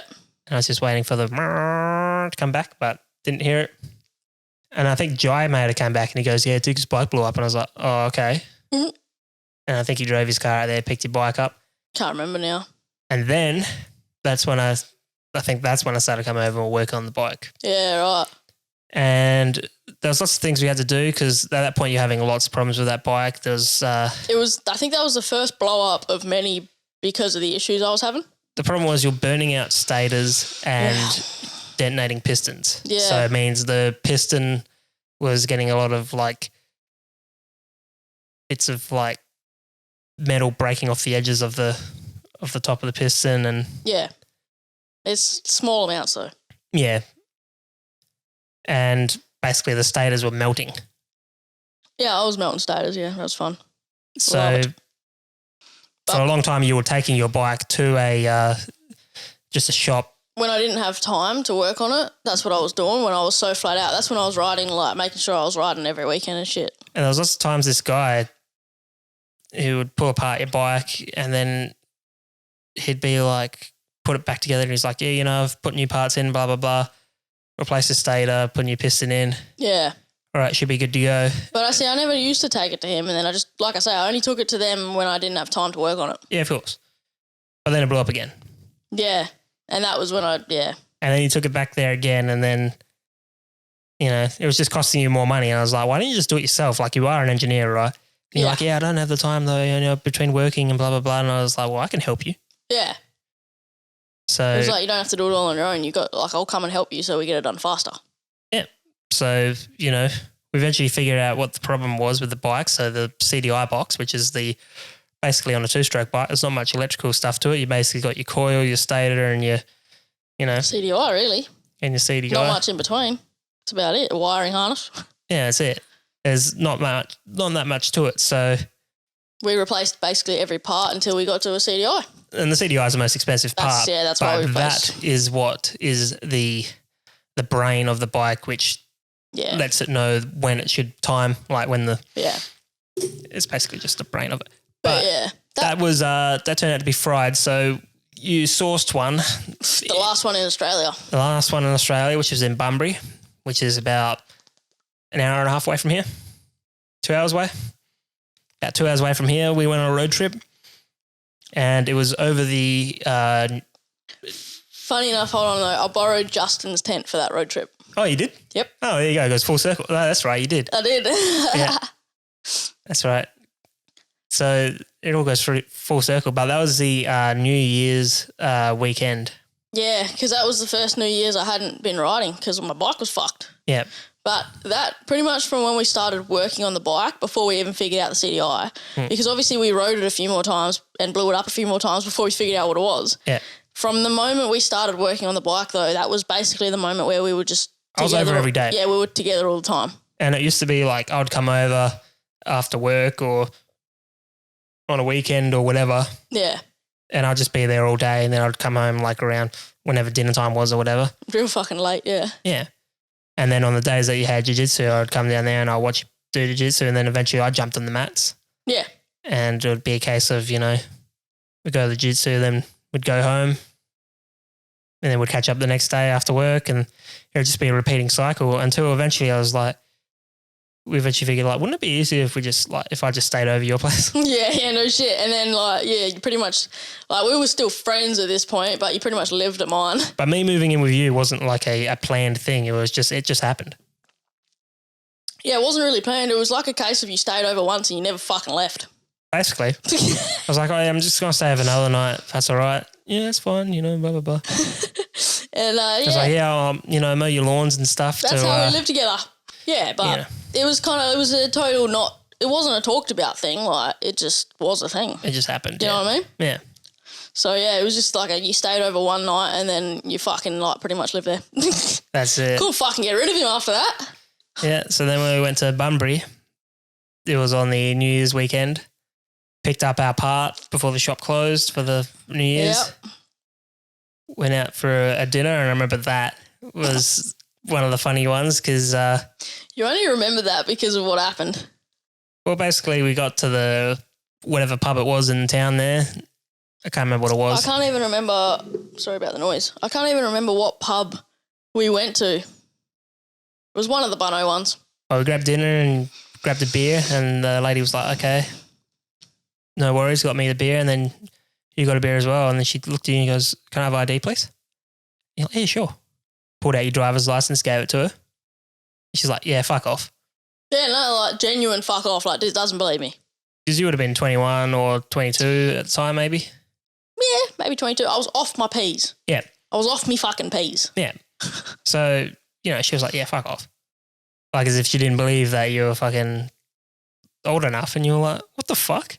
Yeah. So you got the manager out there and then it wasn't like a Karen deal, but it was like, fuck off. Like, this is real. And she's like, showed the manager and he's like, guess. Yeah, he's like, well. Like he held up to the light, did the whole thing, like looked to see if it was real and said, no, it's legit. But I mean, I don't know if it was intended to be like as rude as it was, how she acted, but it just seemed so fucking rude. Like, I know, I was like, and you know what I'm like I'm an aggressive little cunt, no, but as like a compliment, you're like, oh, fuck off, you don't look that old. But I was like, yeah, fuck off. Yeah, no, it wasn't like a fuck off, as if you look 15. Yeah. It was like a fuck off. Yeah. It was flat out like, yeah, don't fuck with me type thing. You're like, what? I was like, I said to him, I was like, I'm not even on my fucking P's. Don't look at my fucking car. So by then we were still friends. We weren't officially like dating or anything. I don't even know. Oh no, we weren't actually. It was 2 months. It was a month and a half later. Not even. So we were still, best mates and that. But I think what really tipped it off was we got to New Year's. We're at the camping site. We're just laying there in the tent, and then you hear the countdown: 10, 9, 8, 7, 6, 5, 4, 3, 2, 1. Happy New Year! Happy New Year! And we're just sitting there like awkwardly, like, yeah, Happy New Year, Happy New Year. And it's just quiet. Did we? I didn't know that. And then out of nowhere, you're like, New Year's kiss. I don't even remember. I was like, oh. Okay. All right. TMI for the fucking viewers. But yeah, no, we were friends, but we were tight friends, eh? Yeah, but then it didn't actually become anything official until February the 5th. Yeah, no way. Of that year, so that would have been 2016. It was like a month and a bit later, yeah. Yeah. Pretty sure I still had the tent. I thought you threw it over his fence. Nah, it took me like a year to get the tent back to him. Yeah. No, you gave it back to him in the end, but you had it for like a year. I know, I had it for fucking ages. I remember that. They didn't really use it, that's why. Because like, when are you taking that goddamn fucking tent back? But anyway, that's sort of our story. But yeah. I didn't have a choice about living with the cunt. Fucking, he just decided to move in.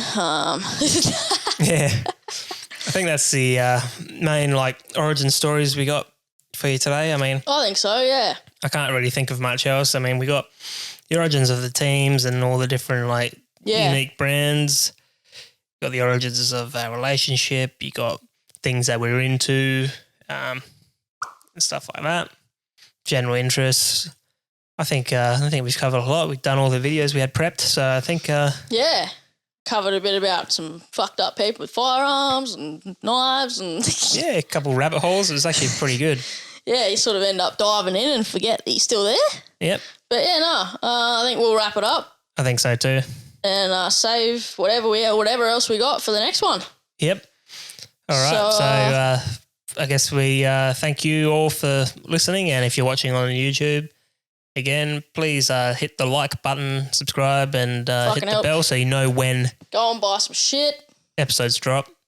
And like we said before, it's not going to be super consistent, but we'll do it when we can. We'll do it when we can. If there's anything you guys want to ask, whatever, I'll put out some or send us a message on What the Fugg, whether it be, I don't know if you can message on YouTube, but we've got Instagram and Facebook. Send us a message if you got questions you want us to answer. I'll try and put out some stories and shit. Yeah. And say, hey, if you got questions for episode 3, let us know. We even got a email, I believe. I think it's whatthefuggpodcast@gmail.com. Yeah, but is it what underscore? I can't remember. Bear with me. She's going to check what the email is. Oh, I don't even have it on my phone. It's a Google one, that's why. It's a Gmail one. Fuck. I don't even know what it is. Oh, well, I'll figure it out and I'll put it in the lower third. It'll be in the description, eh? No, it'll be in the lower third, like the bottom of the screen. All right. You'll know what it is. Glad someone does. I just ride dirt bikes and fix planes. I don't fucking know what lower third means. Doesn't matter. Lower third just means like when you have like text at the bottom of the screen. Oh, okay. So why not just at the bottom? Well, that's the technical term for it. I don't do technical. Yeah, I know. Do you know how planes fly? No. It has air over the top of the wings and air over the bottom of the wings and then just magic. Yeah, magic. Yeah. Magic. Magic happens. The air comes up and it makes magic. Plane flies. Yeah. All right. So let's wrap it up there, eh? Yeah, let's wrap it up. All right. Thanks for listening, guys. Fucking see you cunts next time. Catch you in the next one. See ya.